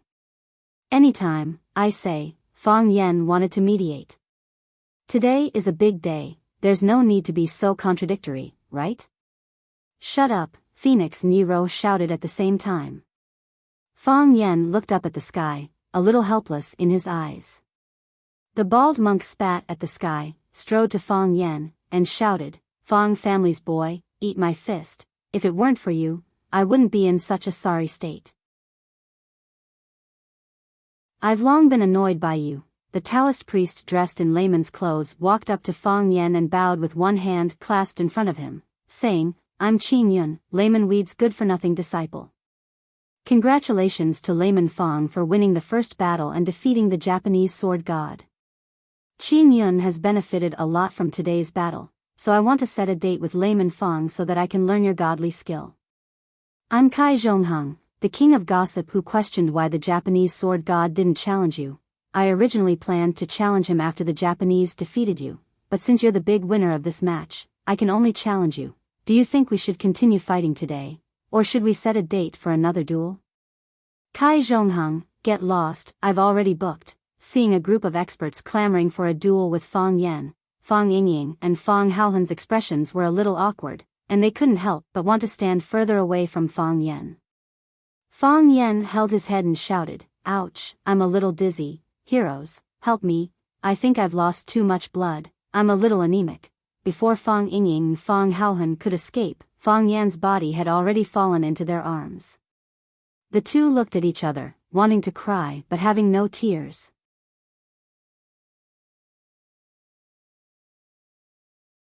Chapter 280. When Fang Yan opened his eyes, he heard Fang Yingying and Fang Haohen chatting. Junior Martial Uncle is indeed Junior Martial Uncle. He's even so professional at pretending to be dead. I can't help but admire him. He was afraid that he would be surrounded by those experts he offended on one sword peak and take revenge, so he pretended to be dead and hasn't woken up yet. This was Fang Yingying's voice. That's right. If the two of us pretended to sleep for 1 or 2 hours at most, we'd be alive and kicking after everyone has left. How could we be like Junior Martial Uncle, who slept for 2 days and 2 nights and still isn't willing to wake up? Do you think Junior Martial Uncle really fainted at that time? I suspect that it was definitely fainting. This was Fang Haohen's voice. Fang Yan was shocked. He actually slept for 2 days? At that time, he just didn't want to accept the challenge from Gossip King Weed Hermit's disciple and the old monks group. Who would want to fight to the death with them for no reason? His occupation was a teacher, and his primary responsibility was to educate people. Fighting and killing was uncivilized. Isn't that obvious? I asked him if he had any problems before, and he said he was fine. Gossip King Weed Hermit's disciple fainted as soon as these people came to challenge him. It's obvious that he was acting. Fang Yingying said confidently. It's not like you don't know Junior Martial Uncle's temperament. It's not like he's only done this kind of thing once or twice. But Junior Martial Uncle's injuries are really serious, even Phoenix and Miss Yi said so. Tell me, does Phoenix like Junior Martial Uncle or not? These 2 days, she's been brewing medicine and wiping his body. She doesn't treat herself as an outsider at all. At that time on One Sword Peak, Miss Yi didn't want us to fight the Thousand Leaves army. She said that even if the Yi family's people were all dead, there's no need for us to die. Is there something we don't know? Yes, I've heard that too. Fang Yingying lowered his voice.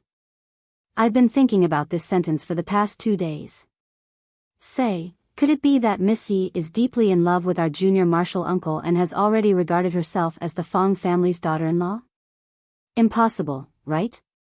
Junior Martial Uncle was beaten black and blue every time he fought with Miss Yi. He couldn't get out of bed for more than half a month. What kind of daughter-in-law would beat her future husband like that? Fang Yingying thought about it seriously and said, it's not impossible. Think about it, Miss Yi's skills are so good, and she has violent tendencies. Whenever she has something to do, she'll definitely find someone to beat up. Take the inner world for example. How many people can be a match for Miss Yi? Apart from Junior Martial Uncle, who else could be worthy of her, a young disciple who could exchange blows with her and not be beaten to death by her? What was that sentence again?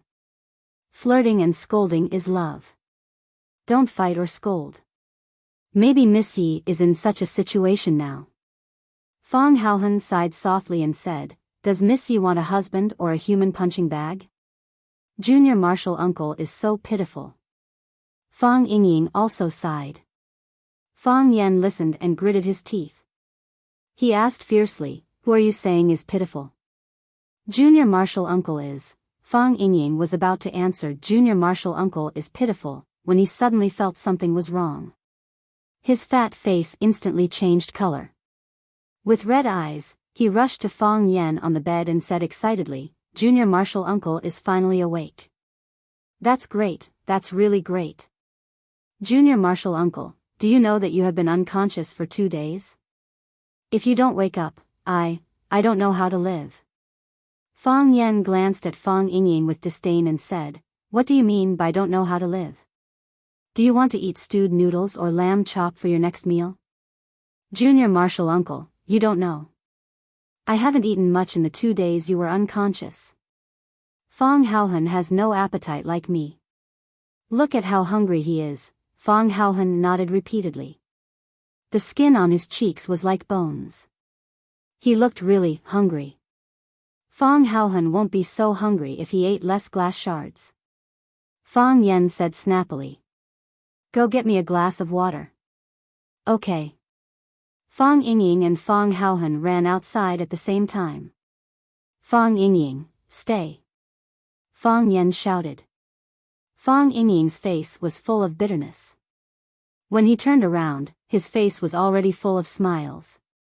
He said, Junior Marshall Uncle, do you have something to ask me? What happened after I fainted? Fang Yen asked aloud. Junior Marshall Uncle really doesn't know? Seeing that Fang Yen was about to lose his temper again, Fang Yingying quickly said, of course Junior Marshall Uncle doesn't know. Because Junior Marshall Uncle really fainted at that time, seeing you faint, those people naturally dispersed. That's it? Fang Yen asked curiously. Not yet. Fang Yingying said. Fang Yingying, I don't have much strength right now. If you wait for me to ask any more questions, the first thing I do when I get up will be to beat you into meat paste. Fang Yingying was shocked and quickly said, after Junior Marshall Uncle fainted, Qingyun said goodbye and left. When he left, he said he would come back to fight with Junior Marshall Uncle in a month. That bald monk snatched the second place and said he would come back to fight with Junior Marshall Uncle 2 months later so that Junior Marshall Uncle could recuperate and not be slapped to death by him. Kai Zhongheng, the king of gossip, was ranked 3rd. He said don't lose to Qingyun and the bald monk. Otherwise, if he challenged you again, it would be a pity. Fang Yan's eyes were dull and said, I fainted, and they still didn't let me go? That's what I said at the time.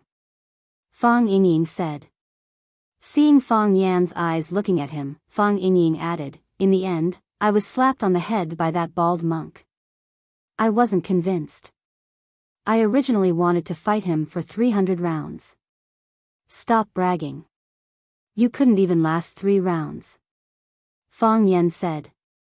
Fang Yingying grinned and said, great minds think alike. When I saw that I couldn't beat him, I didn't take the initiative to hit him. Can someone like you be considered a hero? My name is Hero. Fang Haohan brought the water over. After drinking a large cup of warm water, Fang Yen felt much better. He asked Fang Yingying and Fang Haohan to help him up. Seeing the gauze wrapped around his chest, he knew it was the work of a girl. He said, this is from the phoenix bun? Yes. The phoenix cleaned your body, stitched your wounds, applied ointment for you. She also helped you shave and dig out your earwax. Where's Yiro? Fang Yen asked. When Miss Yi came, the phoenix was cleaning your body, stitching your wounds, applying ointment, shaving your beard and digging out your earwax. She probably felt that she couldn't find anything to do, so she turned around and left. Fang Yen smiled bitterly and said, why? Why what? Fang Yingying asked in confusion. What do you know? Fang Yen shouted angrily. Everything was done by the phoenix. What did you 2 idiots do? Fang Yingying and Fang Haohan looked at each other. Fang Haohan said bitterly, we're too stupid. That's why we can't do anything. We can only sit there and watch over Junior Marshall Uncle.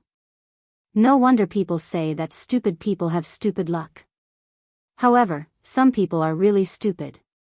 Some people are just pretending to be stupid. Knock, knock, knock. Fang Yingying went forward and gently knocked on the door. Creak. The wooden door of the small courtyard was pulled open. Qing Yin saw Fang Yen, Fang Yingying, and Fang Haohan standing at the door. He asked cautiously, "What do you want?" Qing Yin's Huaxia language was still not good. It took a lot of effort to understand what he was saying. Fang Yen waved his hand to tell Qing Yin not to be nervous. He said with a smile, "I'm here to see your master." Qing Yin hesitated. A man's voice came from behind. "Qing Yin, an important guest is here. Invite the guest in." Qing Yin stepped to the side and made an inviting gesture. Chiba Shinobu stood in the courtyard. He was wearing a wide-sleeved robe. His skin was fair. He didn't change much from when they first met. However, Fang Yen could still feel the gloomy and dejected aura from him. He had lost something very important. Domineering. The sword god of Japan, the #1 martial artist in Japan, had lost his domineering aura. This was obviously a very regrettable thing. Fang Yen stood in front of Chiba Shinobu with a trace of pity on his face. Chiba Shinobu laughed. "He's just a loser." "Why are you troubled, Fang Yen-san? You didn't lose in swordsmanship. You lost in the way of the world," Fang Yen said. "Japan is still too small.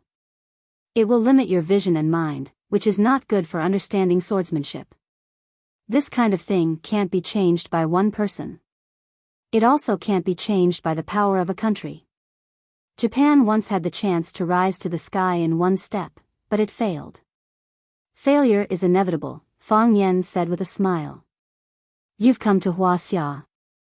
You've stepped on the land of Huaxia. You've seen it with your own eyes and heard it with your own ears. You should know how cohesive and hard-working this nation is. Do you know why we're called the descendants of the dragon?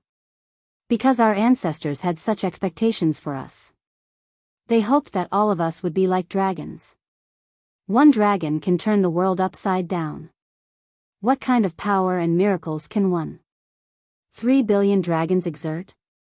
You'll see it. People all over the world will see it." Chiba gently shook his head and said with a smile, "Fang Yen, don't tell me how big your country is, and don't tell me how outstanding your people are.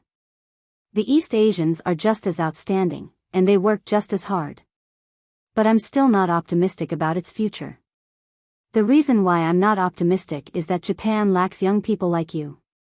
What they lack is not one, but a group," Chiba Shinobu said with a sad expression.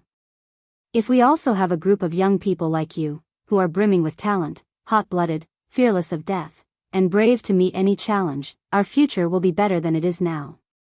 Unfortunately, we don't. If the young are rich, the country will be rich. If the young are strong, the country will be strong. This is the most precious asset of a country." Fang Yen smiled and said, "Mr. Chiba, thank you. Thank you for saving me. You have brilliant swordsmanship and the heart of a warrior that matches it." Chiba Shinobu looked at Fang Yen and said, "Fang Yen, promise me one thing."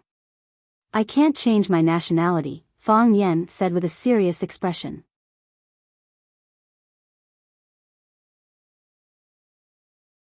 Chapter 281. Chiba Hattori's face and forehead were full of scars. Although they had been treated with medicine, they were not specially bandaged with gauze. Therefore, those wounds were like little red flowers growing in the wild grass, looking particularly delicate and dazzling. Fang Yan's face was also injured, but his face was often injured, so the people around him were used to it. However, when Chiba Hattori's face was injured, everyone felt that it was particularly funny and strange. The head of the Japanese Ministry of War was the Japanese sword god. When he first came to Huaxia, he wore a white, wide-sleeved robe every day like an immortal. At first glance, one could tell that he was a high-quality uncle with knowledge, quality, and wealth. If those love-struck girls saw him, they would definitely yell, "Come to my bowl." However, it didn't take long for him to be beaten up by Fang Yen. It was sad to think of it. Qing Yin refused to leave and stood behind Chiba Hattori. If Fang Yen dared to do anything, he would rush up and be beaten up by Fang Yen.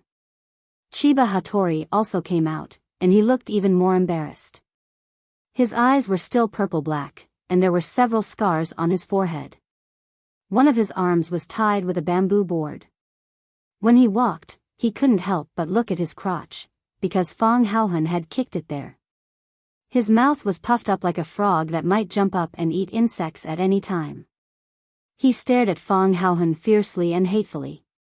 Obviously, Fong Haohan had replaced Fong Yan's position and become his most hated enemy in his mind. Hearing Fong Yan's refusal, Chiba Hattori looked stunned and said, "Why do you think I would make such a request?" Fong Yan looked at Chiba Hattori and said, "People always tell me that a person will pursue what he lacks.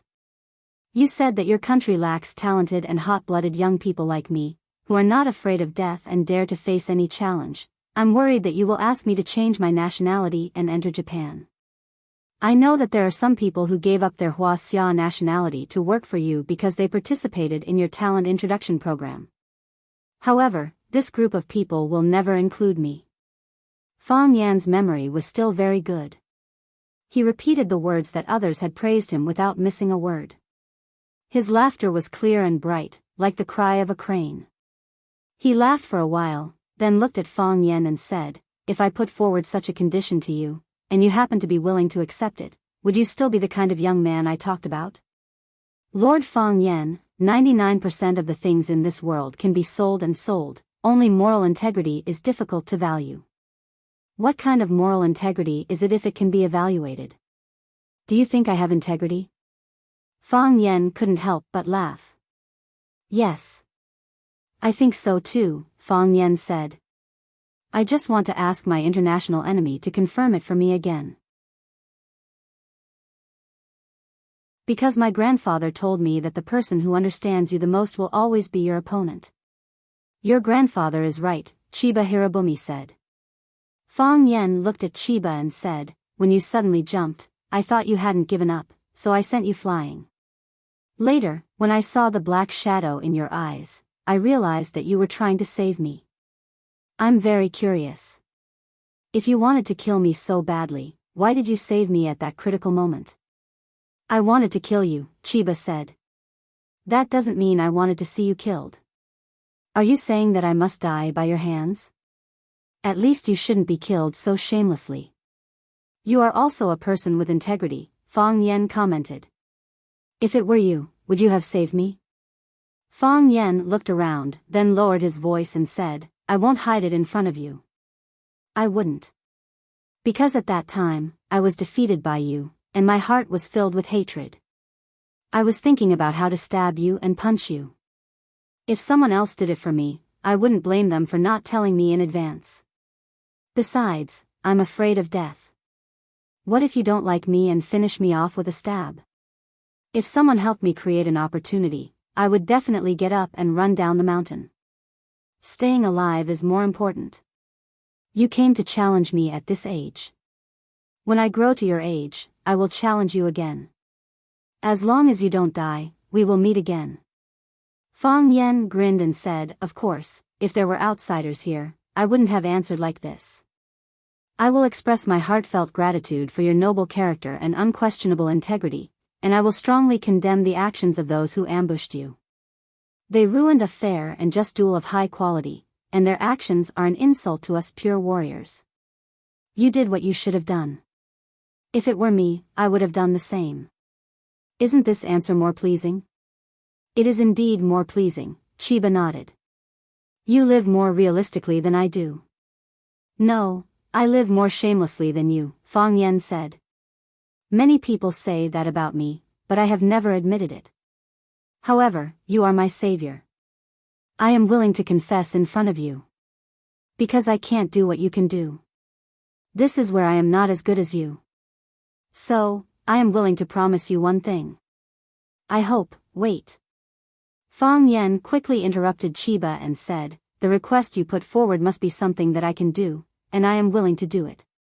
As long as it doesn't violate national policies, laws and regulations, I won't be scolded as despicable, shameless and nasty. I also have a profession as a teacher. Sometimes, I have to maintain my personal image." Chiba was stunned for a long time.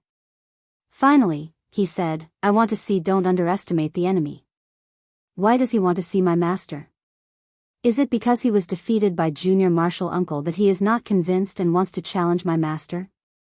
Fang Yingying asked with a puzzled face. He is courting death. Fang Haohan made an accurate conclusion about Chiba's behavior. Fang Yan's face was gloomy. He said, he is an opponent worthy of respect. Fortunately, there is only one Chiba in Japan.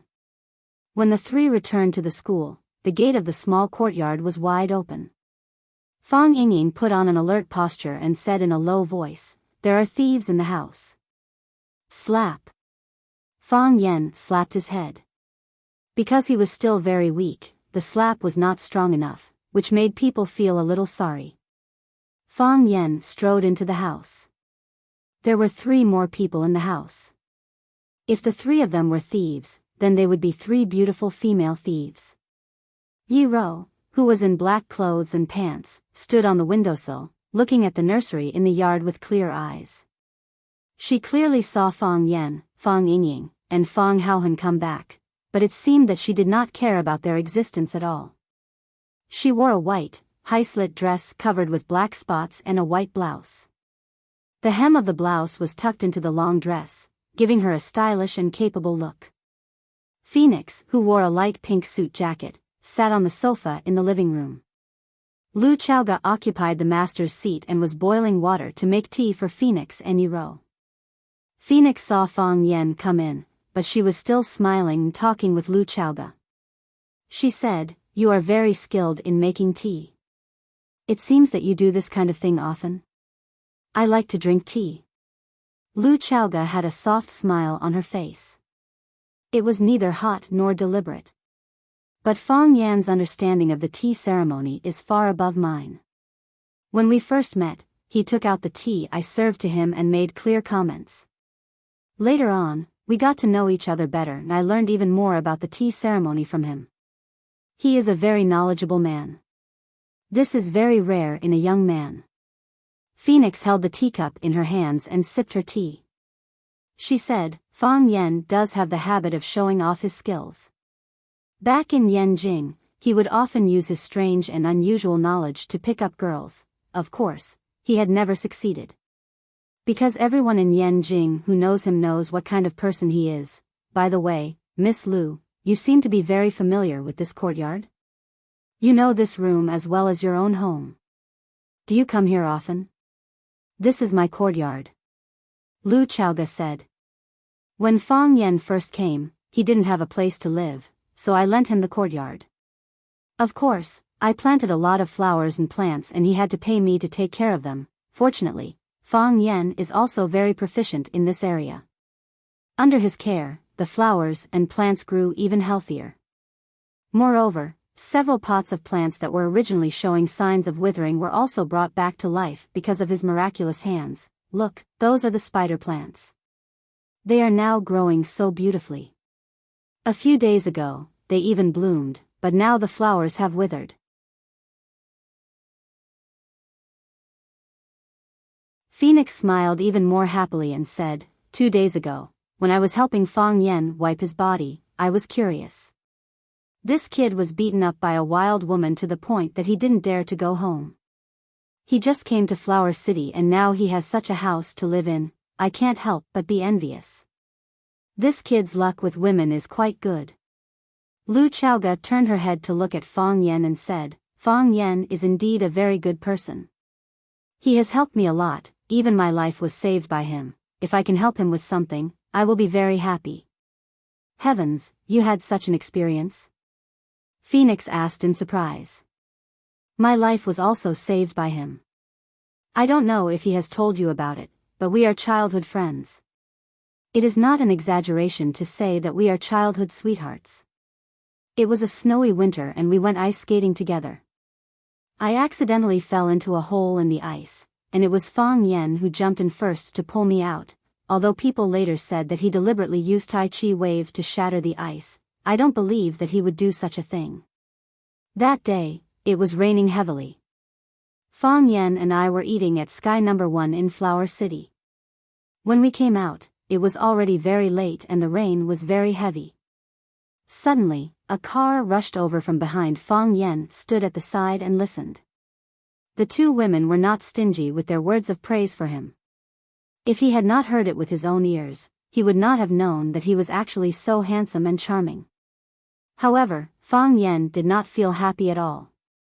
What were these two crazy women trying to do by showing off their affection in such a high-profile manner?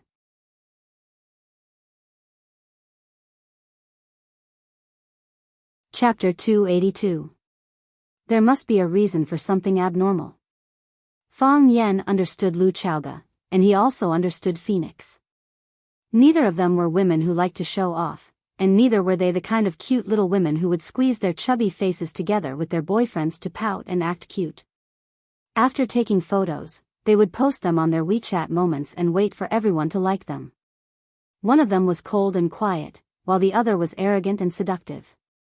Many things were seen through without saying anything, and they would use their own unique way to protect and repay the kindness of others. Did they take the wrong medicine today? That night, the rain was too heavy, and I couldn't see anything around me. It was dark and the road was slippery, and the car didn't have its lights on. If it wasn't for Fang Yan who suddenly rushed over and hugged me and pushed me away, I think I would have become a pile of bones by now. That was the first time I realized how close death was to me. This time, it wasn't just to show off their love. Even Phoenix could hear Lu Chaoga's indescribable gratitude and trust towards Fang Yan from her narration. Although it was dangerous to be a hero saving a damsel in distress, the reward was also relatively rich. Of course, that was under the condition that you weren't too ugly. After listening to Lu Chaoga's narration, Phoenix exclaimed and said, "So something like this happened between the two of you." Although Fang Yan and I can be considered childhood sweethearts and have gone through many trials and tribulations together, I always felt that it wasn't as passionate as the two of you. When he held you in his arms, you must have felt very happy, right? Lu Chaoga smiled and said, "He held me in his arms, and then rolled on the ground to avoid the impact of the car. At that time, I definitely didn't feel anything strange. Now that I think about it, it must have felt very sweet." Phoenix seemed to have just noticed Fang Yan's existence and said, "Fang Yan, sit down and have some tea." "What? You don't want Miss Lu to tell the story between the two of you? I think it's pretty good. In the past, everyone thought you were a lazy and cunning *tch. Today, after listening to Miss Lu's words, our understanding of you has been completely subverted." Fang Yingying and Fang Haohan exchanged glances with each other. Both of them were unwilling to give up. Why would a woman speak up for Junior Marshal Uncle, so why wouldn't he be a jerk? Junior Marshal Uncle has been guiding the industry trends, okay? "Now I feel that you are a loyal and righteous bitch," Phoenix praised. "I've never thought that something like this would happen to you. You will be willing to do anything for a person, for a woman." As she said that, Phoenix looked at Fang Yan with a slightly resentful expression. She didn't know if she regretted that the brave Fang Yan didn't belong to her, or if she blamed Fang Yan for not changing for her. Fang Yan walked to Lu Chaoga's side and sat down, saying in a deep voice, "What exactly do you two want?" "Don't tell me it's for my own good," Phoenix glanced at Fang Yan and said, "I'm praising you. Can't you tell? Two strangers meeting for the first time, naturally we need to find some common topics. The only thing we have in common is you. So, we naturally have to talk about you. What's so hard to understand? You heard it from the side. Did we ever say anything bad about you? Didn't you see it just now, when Miss Lu said that you pushed her away from the front of the car? Her eyes were red with emotion. You didn't arrange the car that caused the accident, right?" Phoenix giggled and said, "Of course not.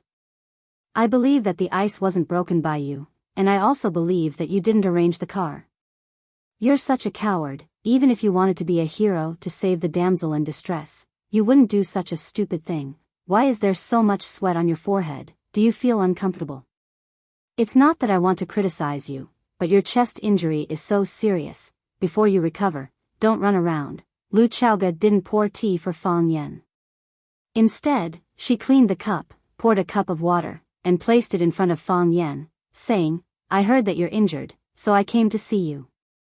Your wound hasn't healed yet, don't drink tea, drink more water, Phoenix praised and said, Miss Lu really knows how to take care of people, much better than those women who only know how to fight and kill. Yi Ro frowned slightly, her fingers grasped hard, and a piece of blue brick above the window was pulled down by her. She didn't look back, but with a flick of her wrist, the brick flew towards Phoenix, who was sitting on the sofa in the living room. Whoosh, as the brick flew, sand and dust fell. Phoenix pointed her finger, and the cup of hot tea in her hand flew towards Yi Ro. The brick and the teacup brushed past each other in the air, and Phoenix raised her hand to catch the brick, while Yi Ro chopped with her palm, and the teacup flew towards Phoenix at an even faster and fiercer speed. Phoenix extended her hand to receive the teacup. However, just as her fingers made contact with the teacup, a cracking sound rang out. The teacup exploded into pieces and the tea inside splashed all over Phoenix's slit dress. Obviously, Yi Ro had added a calming force to the tea, and when another force tried to touch and control the teacup, that force immediately counterattacked. As a result, the two forces collided, and the teacup shattered. This was not something that could be done by someone with great magic. Fang Yan could do it, but Fang Yingying and Fang Haohan definitely couldn't do it. Phoenix was furious. She slammed her palm on the tea table in front of her, jumped up high, and kicked Yi Ro's back with her golden high heels. Yi Ro tilted her body, and Phoenix went out through the window. As Phoenix passed by Yi Ro, she grabbed the scarf around Yi Ro's neck. Yi Ro tiptoed, and followed Phoenix out of the yard. Bang bang bang, this was the sound of their fists and feet colliding. Crack, crack, this was the sound of a branch breaking. Clink, clank, clank, this was the sound of a flower pot in the nursery falling to the ground and shattering. Fang Yan sighed softly, and continued to drink the warm water inside the teacup. He had sweated a lot just now, and he was indeed a little thirsty. Lu Chaoga was shocked, and said, They're fighting, aren't you going to go and see? I don't dare to go, Fang Yan said. Why? To calm them down. Otherwise, they'll team up and beat up the third person who breaks in, Fang Yan said. But Lu Chaoga couldn't imagine it. How could these people fight just because they wanted to? And they were so fierce. If you don't believe me, I'll do an experiment for you, Fang Yan said.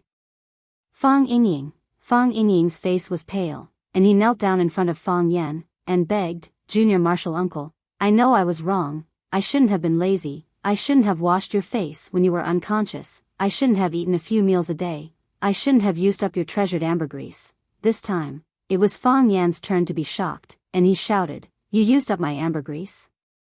Fang Haohan also used some. We were afraid that you wouldn't wake up, and these natural treasures would be wasted, Fang Yingying explained. So, Fang Yan kicked Fang Yingying out. Soon enough, Fang Yingxiong flew back screaming in pain.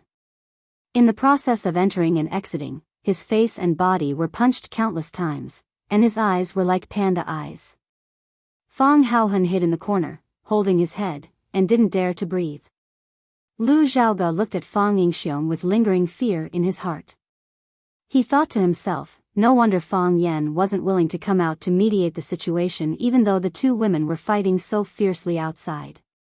Who would dare to go out? But I'm sitting with these two women, drinking tea, chatting, and arguing. If they fight, even my bodyguards don't dare to warm up for them, right? The fight between Yi Ro and the Phoenix became more and more intense, and the flowers and plants in the yard suffered.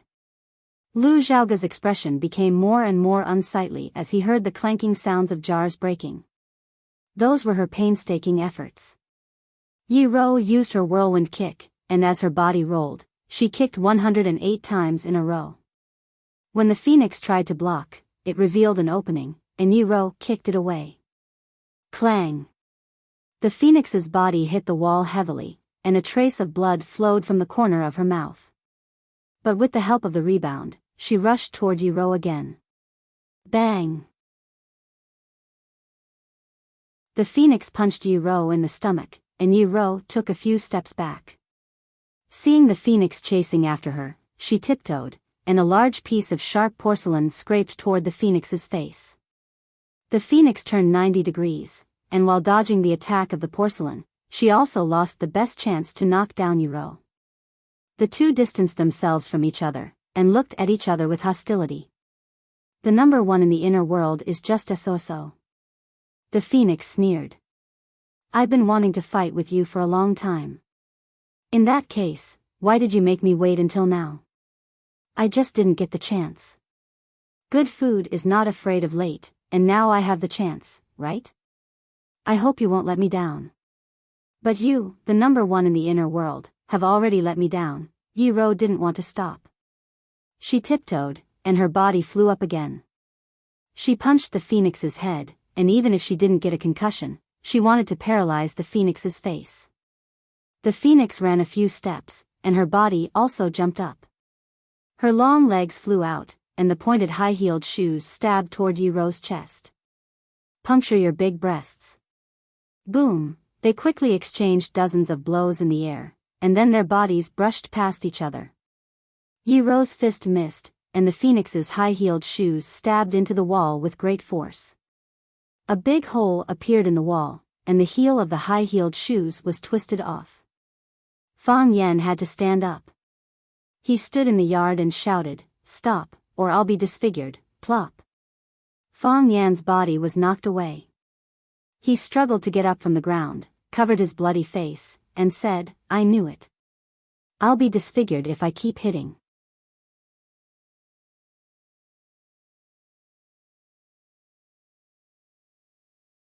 Chapter 283. Fang Yan's sacrifice was worthwhile.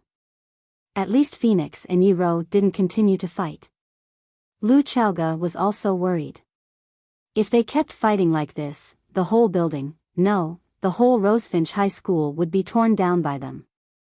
How could he pluck a brick out of the wall just by grabbing it with his hand? Phoenix and Uro distanced themselves from each other. They looked at each other with hostility, like two aggressive roosters. Puff. Phoenix suddenly laughed. She looked at Uro and said, "What? You don't want to give up?" "You are the one who doesn't want to give up," Uro said with disdain. "Of course I don't want to give up," Phoenix said. "If I can't get it, I won't let you get it. Who told me to hate you so much? I think Lu Chaoga is very good, much better than you. I don't want what others snatch," Uro said coldly. "I hope you keep your word," Phoenix said with a sly smile like a fox.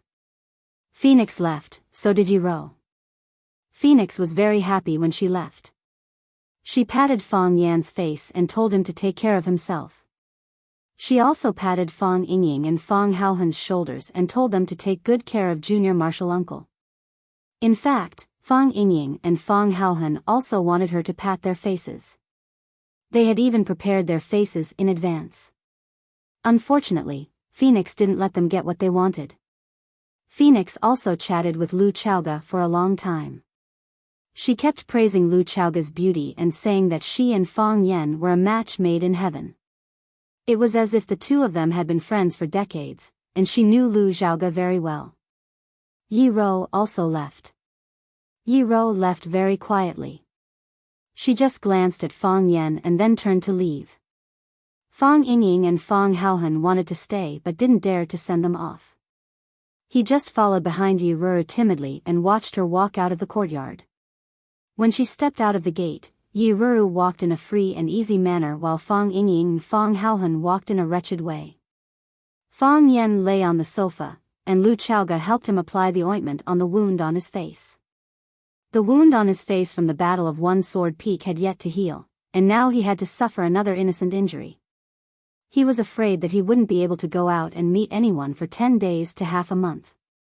Now you know what kind of people they are, right? Why are you getting involved in their conflict? Do you know how dangerous this is? Fang Yan kindly reminded him. Although it was too late to remind him now. I've long heard that you're going to have a duel with the Japanese swordsman, but I didn't go to watch it. I dare not. I have confidence in you. I know you will win. We've been through so many things together, and you've never lost, but I still dare not go there. I'm afraid that something bad will happen. I was the first one to come in, and I opened the gate. Then Miss Yi-ro came, and the last one was Miss Phoenix. Miss Phoenix and Miss Yi-ro don't get along very well. Because Phoenix has been provoking Miss Yi since she came. Miss Yi doesn't like to talk, so she left her seat and stood by the window alone. I can see that she wants to wait for you to come back. Otherwise, she would have left a long time ago according to her character. Lu Chaoga was one of the people involved in the incident. She told some of the things that happened before Fang Yan came back. There are only a few ways for women to fight. First is to rope in more people to support themselves. Second is to suppress and isolate the opponent. The frequency of this method is very high. Miss Phoenix did it very well. She needed someone to cooperate with her, and I became the person who cooperated with her. Seeing Fang Yan frown, Lu Chaoga smiled and said, Miss Phoenix is a person who can be easily seen through, but it's hard for Miss Yi to let others know what she's thinking. Since Miss Phoenix wants to provoke her, why don't I help her? In this way, I can see a more real Yi-ro. Did you see it? Fang Yan asked. I saw it. Lu Chaoga put the medicine box in the medicine box on the coffee table. What did you see? Miss Yi is simpler than Miss Phoenix. Lu Chaoga said. Fang Yan smiled and said, didn't you say you don't understand? Miss Yi is quiet and serious, which makes people feel that she is cold and arrogant, and keeps people thousands of miles away. This kind of first impression is not good. Lu Chaoga explained. On the contrary, Miss Phoenix is warm and generous. Although she is extremely arrogant, she is good at making topics, which makes people feel like a spring breeze when they get along with her. There is also a trace of joy in your heart. You feel that even such a charming woman is willing to be friends with you, and you feel respected and loved. In this case, shouldn't you like Phoenix more? I don't hate Phoenix because she lives a heavy life. A dancing phoenix wearing shackles, no matter how beautiful she is, can't fly to the Chinese parasol tree. But I like Miss Yi more. Why? Fang Yan sat up straight and looked at Lu Chaoga with some doubt. To be honest, Yi-ro's relationship with others had always been very bad. Whether in the Jianghu or the Jianghu, as long as they were familiar with her, they would eventually fall in love with Phoenix. She was too cold, too arrogant, too strong, and too violent. It would be strange if such a person had friends. Therefore, Yi-ro had always been excluded from various circles since she was a child. Fang Yan, Bai Xiu, and other friends of Phoenix Bailey Lu often went up the mountain to catch birds, went into the water to catch fish, went skiing on the ice, and fought sharks in the sea, but Yi-ro was never there. Everyone had heard of Yi-ro. Everyone knew about Yi-ro. But no one had ever asked them to play with Yi-ro. Of course, the person who hated Yi-ro the most at that time was Fang Yan. Because he was the most direct victim. Young people cared about their reputation, especially those who thought they were good at fighting. If anyone dared to scold them or spit on them, they would fight with their lives. Yi-ro often beat him up like a dog, and he would go to Phoenix for help with all his wounds.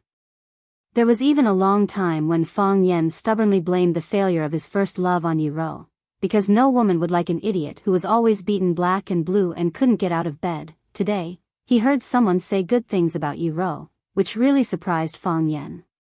Because how bad can a woman who doesn't even know how to express her love be? Lu Chaoga said. I can't see Phoenix clearly, but I can see Miss Yi clearly. She likes you. Fang Yan was stunned. Lu Chaoga sighed softly and said, don't pretend you don't know. Lu Chaoga took the medicine box to the kitchen, and then went to the yard to clean up the broken branches and tiles. A tile pricked her finger, and bright red blood flowed out. She took out a band-aid from her wallet in her pocket and put it on her finger. She could take good care of herself. This was a habit she had developed when she was very young, and she didn't want to show her wound to others easily. She liked Yi-ro more, and she felt that Yi-ro was the same kind of person as her. Because of the serious injury, Fang Yan asked for a few days of sick leave from school. Zhang Xiaofeng, the principal of the school, came. After seeing Fang Yan's injury, he sighed and said that since he had a cold, he should take a good rest and not worry about the 9th class. He would find an experienced teacher to take care of him for a few days. Li Mingxiang, the director of education, and Zhu Jian, the deputy director, also came. Li Mingxiang cursed Fang Yan as soon as he saw him. Then he asked if he had applied medicine, and there was still half a bottle of golden chrysalis muscle nourishing powder at home. Fang Yan hurriedly said no. Zhu Jian was an honest person. He asked in a low voice what happened to Fang Yan's injury, if he had quarreled with his girlfriend, and when he would take his sister-in-law to dinner. Because of Fang Yan's special status in the school, almost all the middle and senior leaders of the school came during his days off. Huang Haoran, Tangcheng, and Suing also came. They came to visit Mr. Fang on behalf of the students of the 9th class. What's more, he came with several fruits in his hands. Huang Haoran deserved to be the son of a journalist. As soon as he saw Fang Yan, he exclaimed and said, "Mr. Fang, Director Li said that you had a cold and had to ask for a few days off. Why was your face beaten like this? Who beat you? Did you call the police?"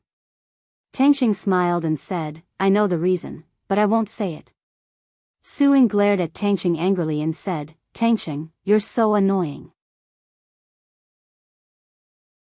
It's fine if you don't know, but if you know, you won't share it with us. What kind of classmate are you?" Tangxing looked at Suing and said, "It's not that I don't want to say it, but Mr. Fang definitely doesn't want me to say it." "Mr. Fang, don't you think so?" Fang Yan was extremely angry. If his body had not recovered, he would have jumped up and beaten this guy. For his behavior, there was only one word to describe it: he deserved to be beaten. Fang Yan asked about the situation in the class. Huang Haoran said that Zhang Yu, the language teacher of the first class, would be in charge of the language class for the time being. Fang Yan could understand such an arrangement. Since Fang Yan and Zhang Yu won the bet last time, the first class and the 9th class had almost become natural enemies. The school wanted the students to compete with each other, but they didn't want them to be hostile to each other. Therefore, it was necessary to let Zhang Yu go over and ease the relationship with the students of the 9th class. Fang Yan had never thought that Zhang Yu was his natural rival. He told Huang Haoran and the others to cooperate with Mr. Zhang Yu's work and not let Zhang Yu be embarrassed in the 9th class. Huang Haoran nodded and agreed. He listened to Fang Yan. Suing looked at Fang Yan with a smile and said, "Mr. Fang, you don't dare to go to the classroom because of the injury on your face, do you? In fact, it's completely unnecessary. Even if you are disfigured, in my heart, you are still the most handsome language teacher in the world." An idea came to Fang Yan's mind and he said, "Suing, I have something to trouble you with. I have a document to write, but I don't have the energy now. The handwriting of Fang Yingying and Fang Haohan is too ugly. Can you help me write it?" Huang Haoran was full of displeasure when he heard this. He said very actively, "Mr. Fang, what do you want to write? I can help you write it. My handwriting is much better than Su Ying's." Fang Yan trembled with anger and said, "Girls are more careful. It's better for Suing to write it."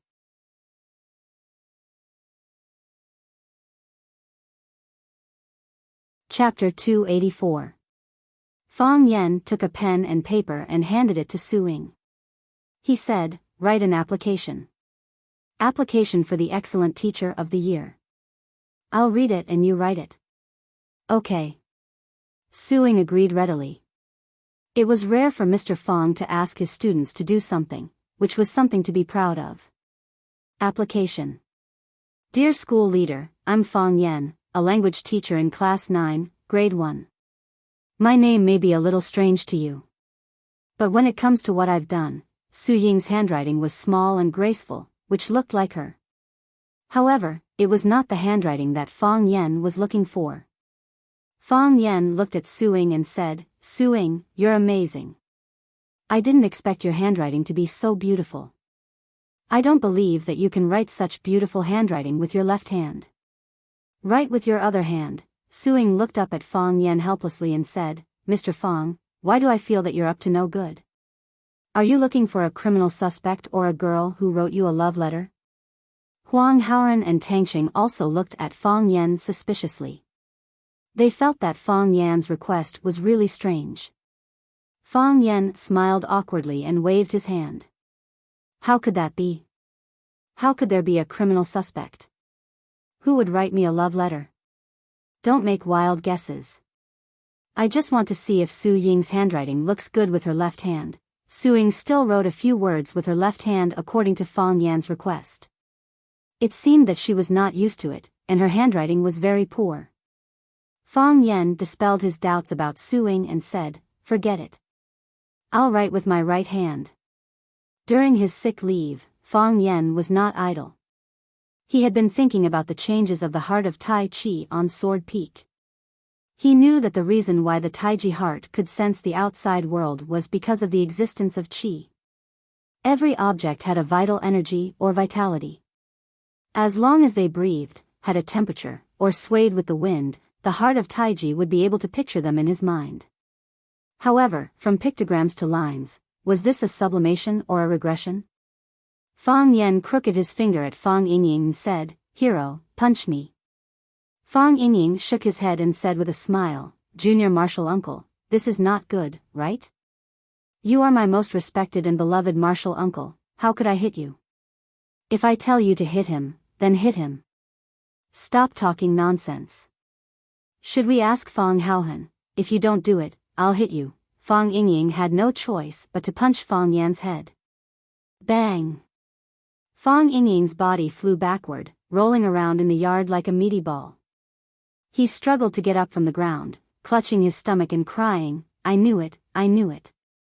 Junior martial uncle, you are biased.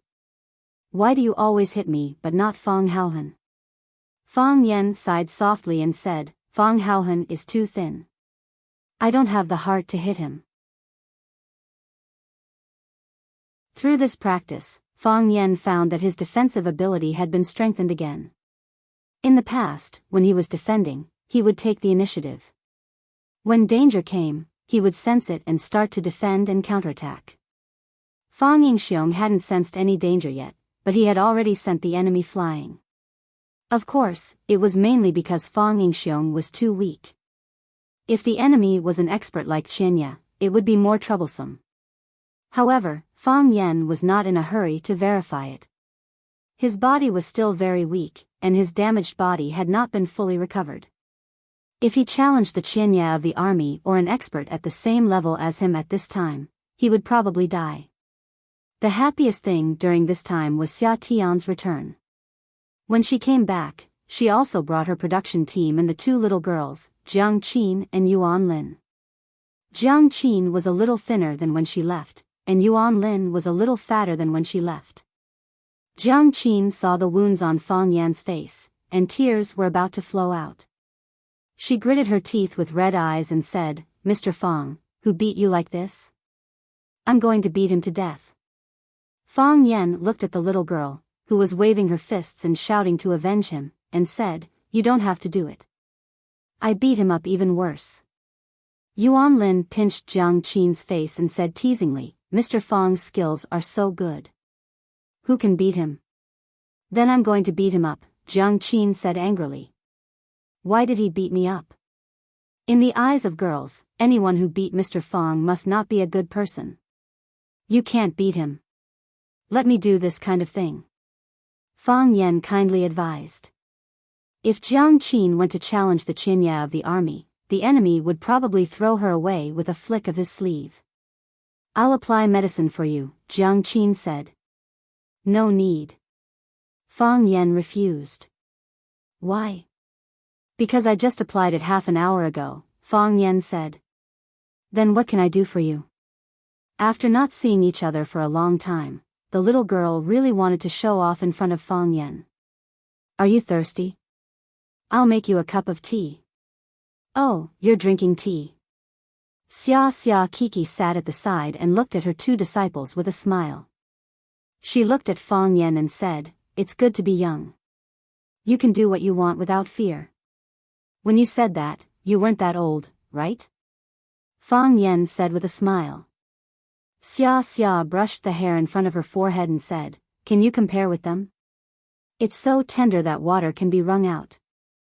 If you let me wring it, I can wring out water from you. Fang Yen said. My hands are strong. Xia Xia was angry and said angrily, Fang Yen, do you know how to chat? Jiang Qin and Yuan Lin giggled at the side. Fang Yen said helplessly, I know why you brought them here. Look at my face, it's like this. Can I be in the picture? He ran over without saying hello in the summer, and he even brought Jiang Qin and Yuan Lin along.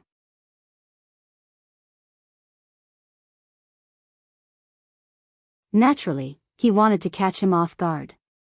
She was already in Huacheng. Could Fang Yen still be cruel enough to refuse? What I want is your kung fu. Your face can hit mosaic.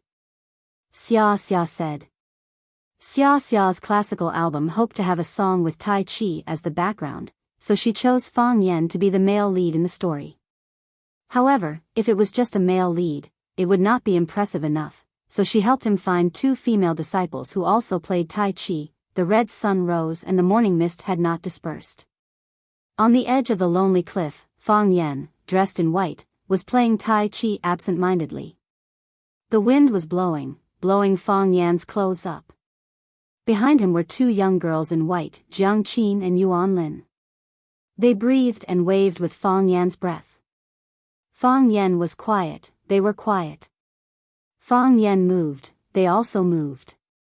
Such a music video must be beautiful and intoxicating. Anyway, Fang Yen already felt that he was about to die. He looked at Xia Xia and said seriously, you must show your face. When Sister Li was washing clothes by the patio in the yard, she suddenly heard someone shouting, Mom. Sister Li thought that she was hallucinating. Since Jiang Qin left, she could often hear her daughter standing at the door of the small courtyard shouting, Mom, I'm back. She shook her head and sighed, saying, if I had known, I wouldn't have sent the child so far away. What's the point of being a star? Isn't it 100 times better to be by her side? I have to call my dear again later. I don't know if it will delay her practice. Mom, I'm back. A soft body suddenly hugged her from behind and said happily. Auntie Li was shocked. Then, she realized that her precious daughter was really back. She quickly turned around and held Jiang Qin in her arms, wiping her tears and said, Dear, you're really back. I thought I heard wrong. Mom, I'm really back. Jiang Qin was also crying. She was still young, and this was the first time she had gone far from home.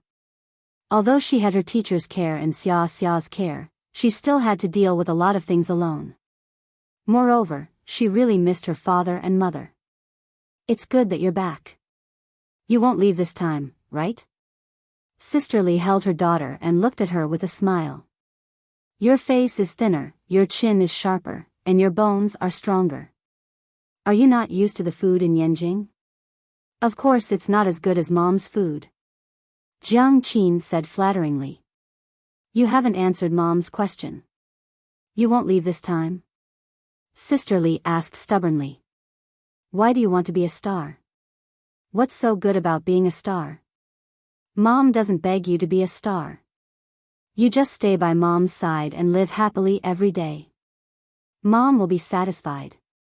If you like to study, then study. If you don't like to study, then just mess around.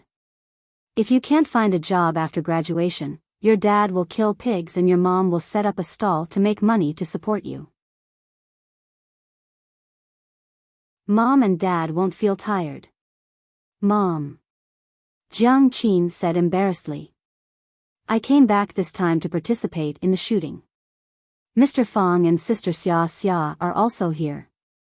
As soon as Sister Li turned around, she saw Fang Yen and Xia Xia standing at the gate of the courtyard, looking at the mother and daughter with a smile.